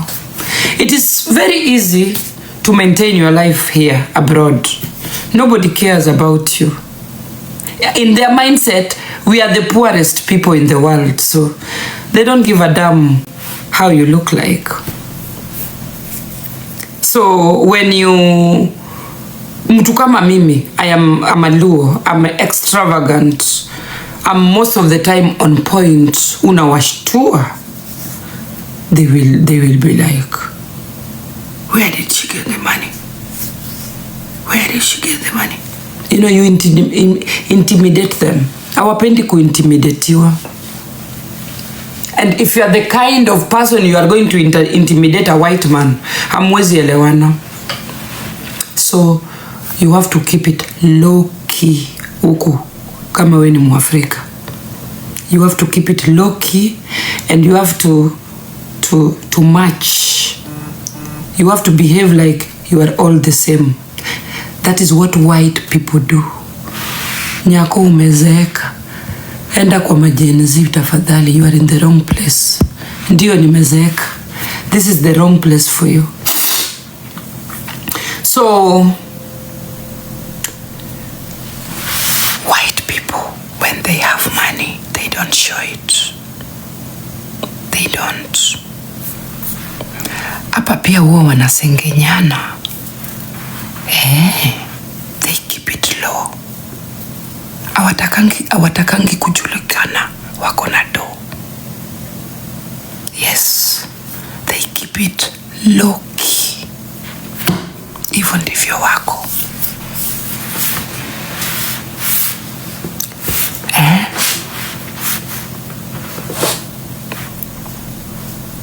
So kama wewe ni Mwafrika, you have your money abroad.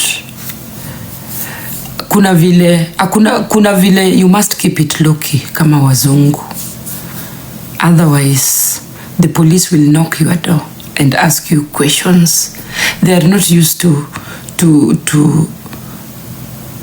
flashy lifestyle. They're not. Especially Germany. I'm not talking about UK or United States of America. Uko you can show your flashy life. But in Germany, they are so conservative. They are so, how do I say it? Give me a word. They are so, ebu mnipatie hiyo word. Conservative. Reserved. Low-key, yeah. Yeah, they are so, I don't know how to say it. They're so private. They're not restricted. They're not humble. They're not, they are reserved. That is the right word. They are reserved. Na ndio kwa maana we Africans, we are extravagant. Kama mimi, this my lifestyle is already too much for a German. It's already too much. Just having this fridge alone scares a German away from you. Yes. Hii fridge peke yake. He will be like, where do you get the money? How did you get this? From where? You know, wako na questions. Because kuna vitu they believe even an African man, woman or African person had deserve. That is the truth. Mimi nimeishi nao watu miaka mingi, so I know what time it is.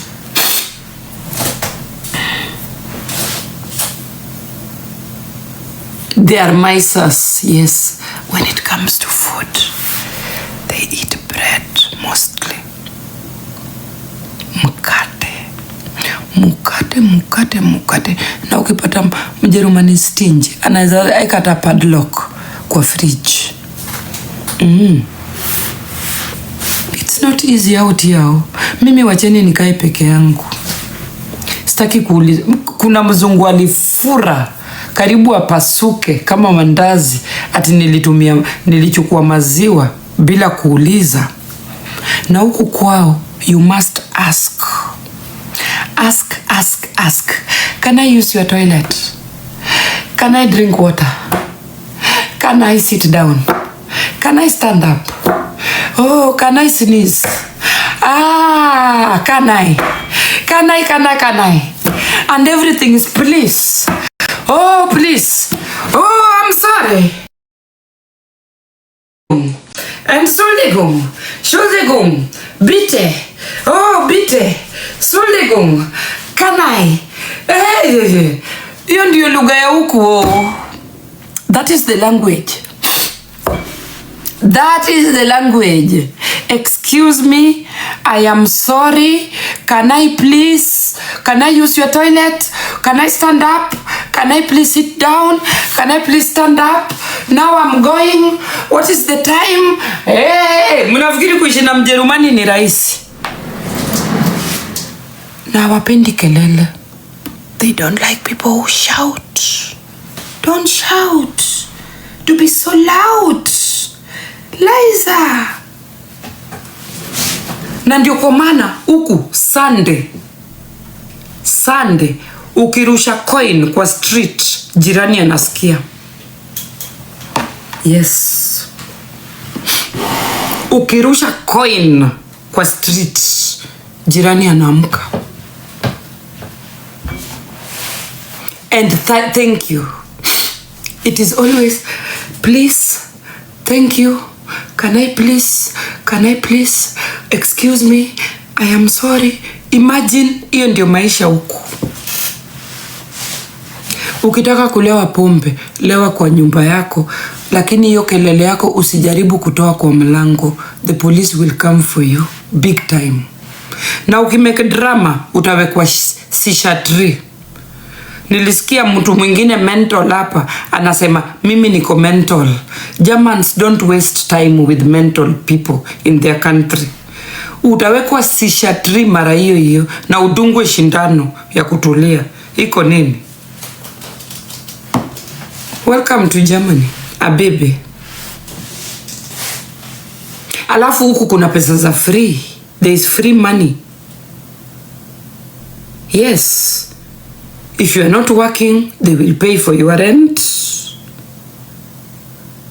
Watoto wanapewa do, wasilale njaa. Hakuna kulipa school fees. The government pays for that. Hakuna kuvaa school uniform. Unaweza vaa designer, unaweza vaa Louis Vuitton. Ukienda shule ni kadiri ya uwezo wako. You can drive your Lamborghini to school. Ukifika hiyo age ya kwenda na Lamborghini, it's up to you. It is iko na positivity na iko na disadvantage at the same time. Unaweza enda na, kama uko na matiti kubwa, unaweza enda na cleavage, tumbo cut, kuseduce mwalimu, Ni akili ubebe ukasome. How you dress is none of their business. Unaweza kutoboa anything. Maisana shatoboa masikio. Hawa ni watu wa watoto. Wanataka kuulizia mtoi wangu.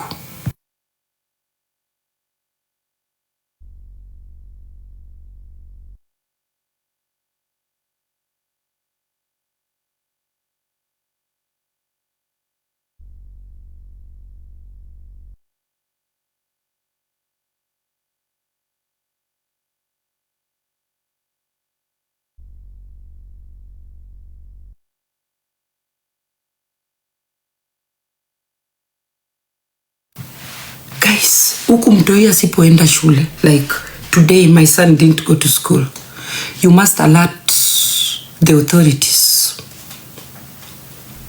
children's office na shule definitely, but kuna cases lazima children's office wako involved. Mtoto akikosa shule sana. This is why I have taken a break from my work because of my son. Most of the time ako peke yake. He does not go to school at all. Mi nimeenda job, nafikiri mtoi ameenda shule, kumbe analala. So when it comes to raising kids, Germans are number one. They will give you any help you need. They will offer it. And they will make sure the child gets the best. They pay attention to children in this country. Children, number one. And that is why when a child calls the police, they will be there within minutes. Children is number one in Germany. Yeah. So kuna advantages ya kuishi Europe na kuna disadvantages, and the mindset abroad is totally different from Kenyan mentality. Kenyan mentality, you will say hello to your neighbor. Germany, you don't know who your neighbor is. They will not even dare say hello to you unless upate mtu at least ako jovial. The neighbor has no business with you in this country. Na hapa hata mtu mnafanya naye kazi place moja hana budi kukusalimia kwa street. They are not entitled. You Kenyans, you are entitled to these things. Niaje power, tukutane Monday, job, niaje. Hiyo iko hapa. Hapa unaweza ambia mtu niaje akakuangalia from head to toe akuulize umepotea. Mimi sikujui. Give me a break. Nyinyi mkishaona mtu Nyako, gote. Niaje, umeamkaje? Si unisave hapo na kobole. Uko hata kuomba chumvi ndiye hamna. You don't have salt, wait for Monday. Supermarket ifunguliwe. Hapa kuna nyanya ya mtu. Hapa hata mtoi wako anakuruka asubuhi na mapema na kwambia mimi sikujui. Get off my face. So Kenya and Europe are two different worlds. Don't ever bring hiyo mentality yenu hapa kwa nyumba yangu. Mnaniambia hizo ni viatu gani umevaa? Hiyo nguo ni mbaya. Toa. We are in two different worlds, baby girls. And everything we wear is European. It was not meant for an African. Because they build things thinking of the white person, not black. So if you see me dressing, usiseme, hiyo ni mbaya, hiyo ni poa, wacha hapo, hiyo hapana. We are putting on white people's clothes. We are in their country. Sawa? And that is why you cannot compare a celebrity kwa ground Kenya na celebrity wa majuu. Standards zetu ziko different. If Mungai atavaa nguo ya kama ni expensive sana akienda kwa event 5k, mimi nitavaa ya 50,000. And that is the truth. So musijaribu kucompare, because we are in two different worlds. And you know, kwa ground you value cars. Hapa celebrity amevaa nguo ya 100k na anaendesha baiskeli, and a cheap baiskeli, bora amefika mali anaenda. So mindset ya Africa na Europe is like day and night. There are things Europeans don't value. Germans, they produce cars, but they don't drive them. They export them. These cars bring money, and Germans are weather conservatives. Barabara zao, hakuna barabara inapitisha 130 km/h. Ikipita sana, it is a small distance, and then you set your car back to 130 km/h. The highest. And they produce cars running at 300 km/h. Wataziendesha wapi? Hakuna nation conservative like Germany when it comes to cars. So they produce that shit for Africa. Obina nunue, aflos nayo, German car. But those things are not driven here. They get exported. Germans ride bicycles, literally. Hello?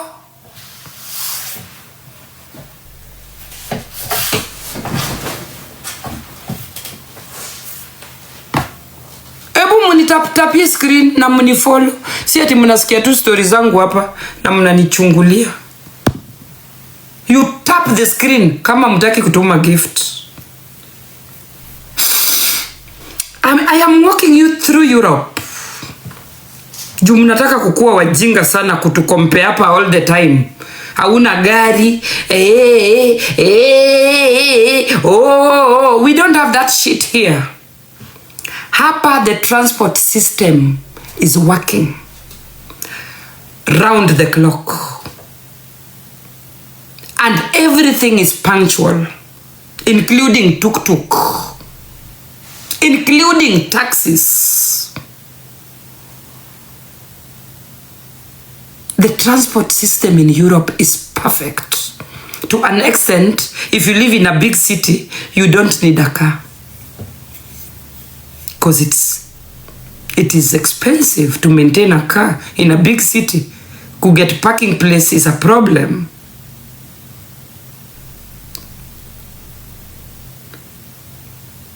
So guys, mentality, and this is why Kenya is getting slowly by slowly congested. Everyone wants to own a car because everybody thinks it is cool to own a car that you barely need.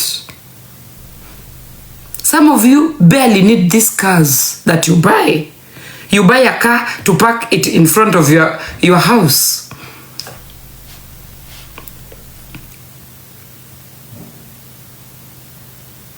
Diana was right. You need help. Toka hapa na huyo mama mgonjwa. Go and tell that woman to go and see a psychiatrist. Do I look sick? I'm not stuck in Europe without a visa. Sawa? Me, I can go to my country every weekend. I'm not suffering from depression to visit Kenya or eat ugali. Lens. Didn't you know that even taking a plane to Kenya is achievement? Useless piece of shit. Go and take care of your mental mother before you knock my door. Nonsense. I dare listen to somebody who has not visited Africa for the last 10 years. Are you for real? Are we vibing in the same vibration? Or do you want to fuck my mind? Jesus.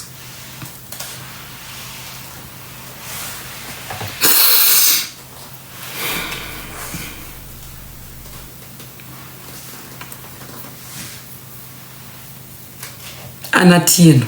I should be listening to somebody eating GMO from January to December without seeing the real sunlight of Africa. Are you for real?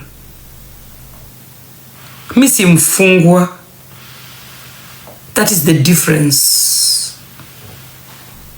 Thank you.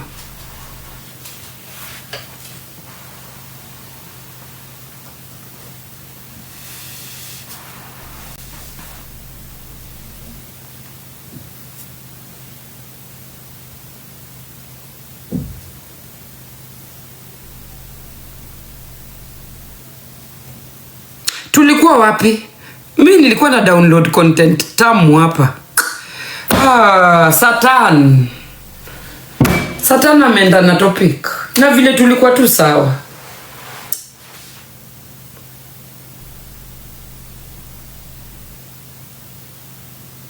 Amekuja na some mental issues hapa. Unajua hii TikTok mpaka kuna watu wagonjwa. Watu wanaenda kwa madaktari. Watu walikula pesa za majini. Wanaona mazingaombo. Jesus Christ.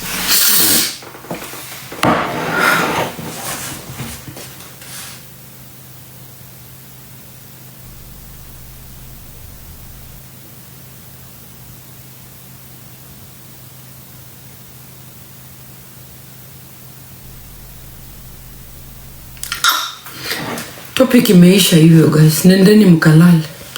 Let me go and sleep.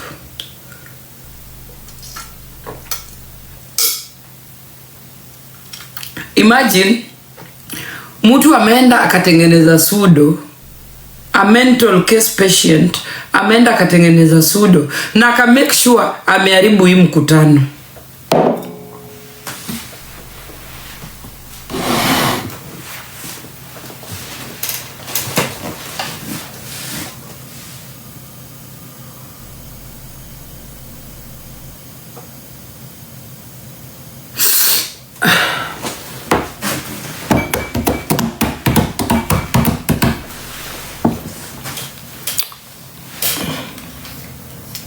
Wacheni nifungue dirisha.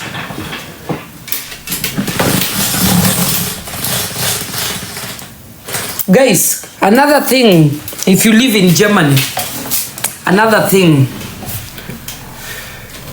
the police do not need a camera, CCTV. We do not have CCTV in Germany. The way in UK, there is CCTV everywhere for crime, for watching hata Kenya kuna CCTV. Germany hakuna CCTV. CCTV ni nini? Mnaona enzi za Hitler. Enzi za Hitler Wajerumani walipigana nini.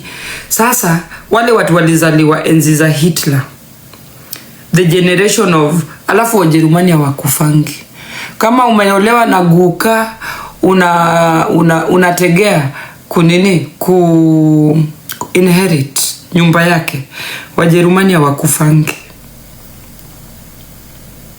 They don't die. Huwa wanadai 103, 107 years old. Hawakufangi. Chepto, thank you. They don't die. Hawakufangi. So, we kama umelewa na guka unangoja matanga. I'm sorry. Mjerumani hakufangi. Nao wazee ndio CCTV ya inchi yao. Huwa wanalinda inchi on behalf of the police. Kuna wale wakisha kunywa breakfast wanakatu kwa dirisha the whole day. Wana record nani amepita kwa street, nani ameanguka, jirani mgani amehamia hapa, anakaa vipi. They do the work of the police. So when the police come, wako na report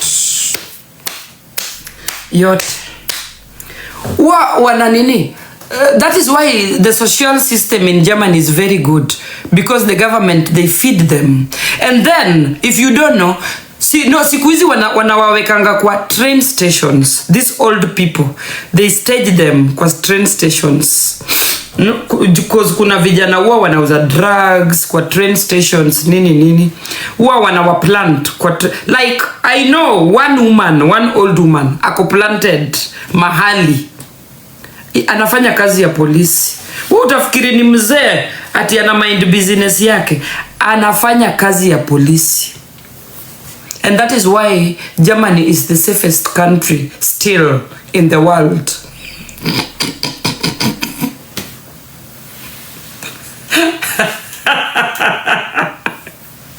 The safest country in the world.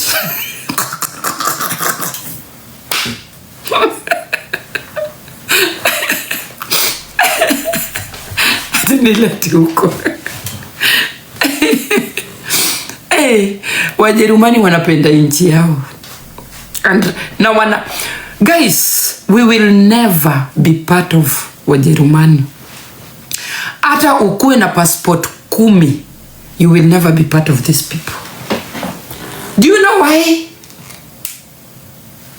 The other day, nilienda dukani, I went to buy something for my son, school books. And they still read a lot, by the way, Wajerumani. They still read a lot. Hawajaingia hii technology tuko awako.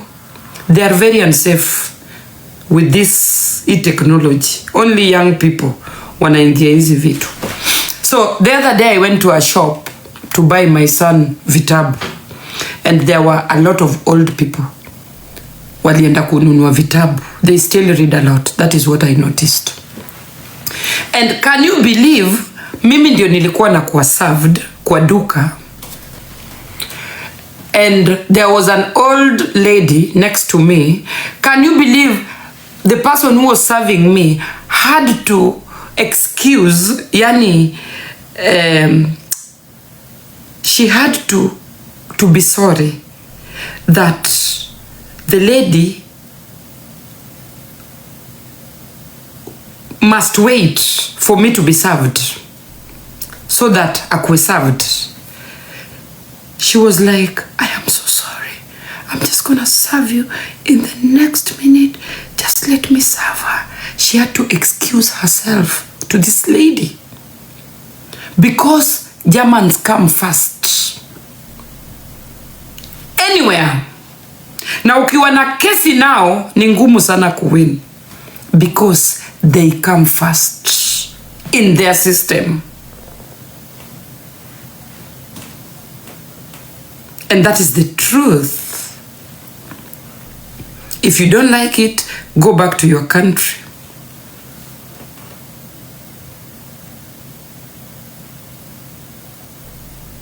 So if you are new in this country, know that Germans will always come first. Anywhere you go, even in their restaurants. And there is a way they will serve them compared to you. Just study. Everywhere you go, study. Study everything.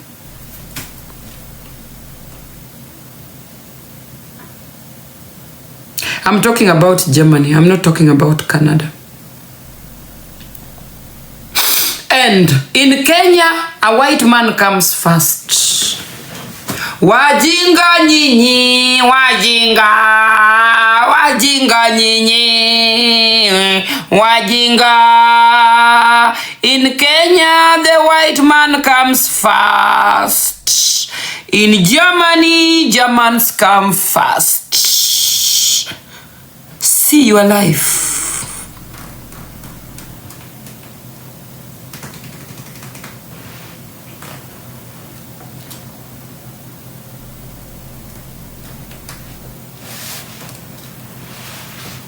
In Kenya, the more moneyed you are, if you're black and you are driving sleek car, you come first.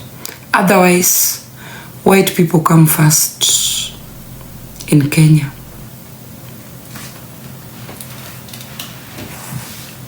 And that is the truth.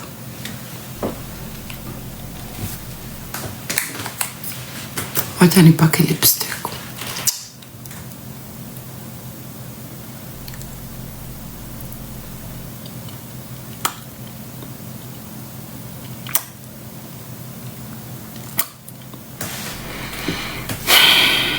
How sad that a black man has no space in the world. Mostly we come the last anywhere we go. But what makes me happy? When we die, we are all the same.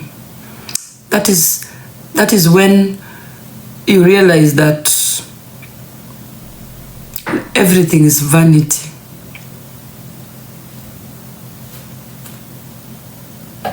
When we die, that is the beginning of us being the same. No one is better than the other. When we become cops. Did you realize that? Unabo. Hawa watu wenye ninawabo. How do you make it to this life? How do you make it to my life? What 1,800? You don't like me and you're watching me.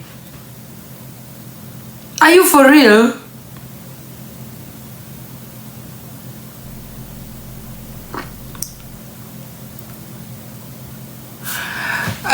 Kuna mtu ameandika, what you talk about Somali haitufurahishi.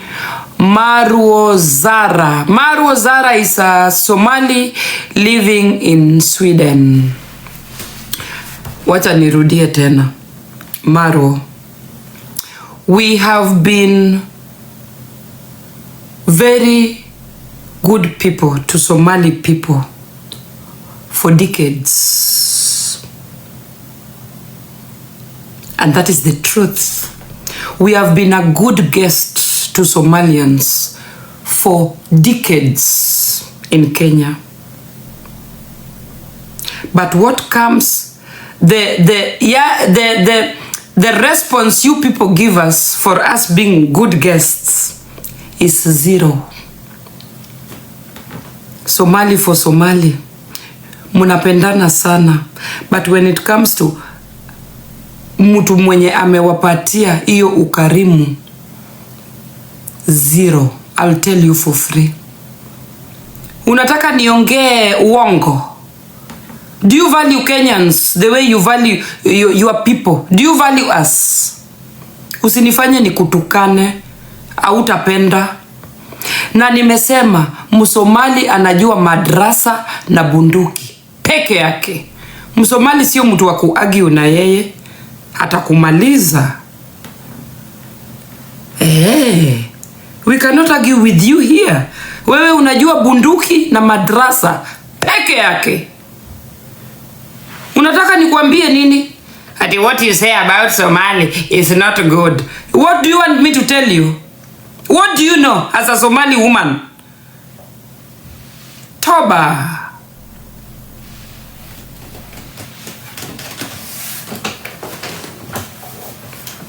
And that is why I told Kenyans not to try any war with you people. It's not necessary to argue na mtu hajaenda shule. It's not necessary.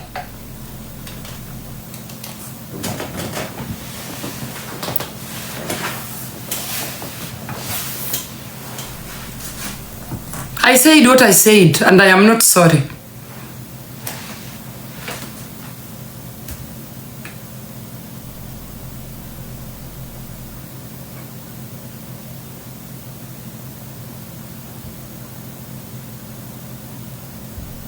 Mnataka tuwapake hapa mafuta. Msomali hata ukikanyaga tu mtoto pale Isili, they gang up on you. Na wako kwa inchi yako.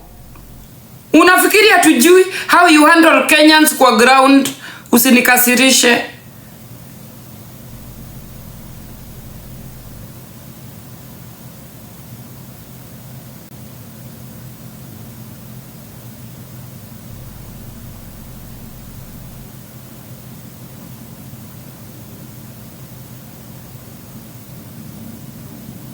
And it is like they own Isili. Any Kenyan does not have a right hata kukohoa. Wewe unaniambia nini wewe? What are you trying to tell me?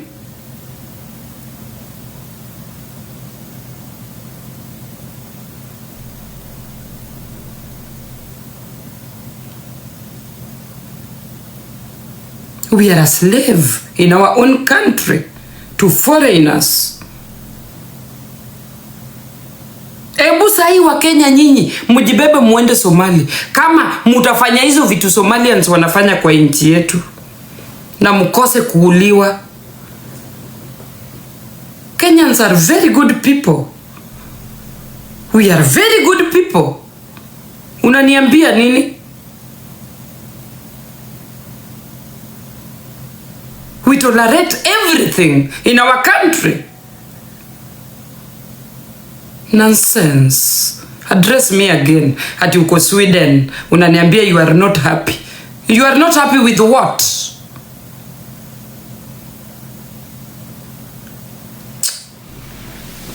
Usinikasirishe.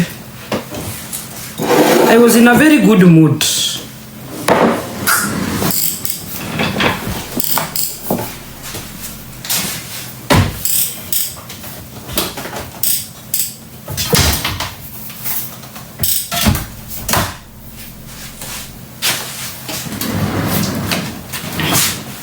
Wakenya, ebu jaribuni kufanya what those two boys did in Somalia. Ebu jaribu kuchukua flag yao uchome ndani ya nchi yao kama watakuzika. Unaniambia nini wewe? We tolerate so much as Kenyans.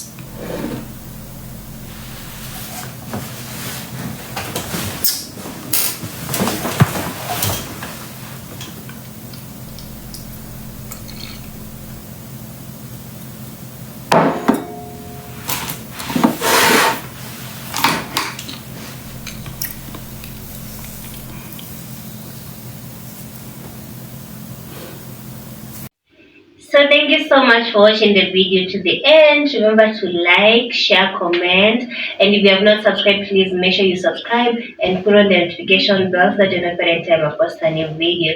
So guys, thank you. I'm gonna see you on my next video. Bye.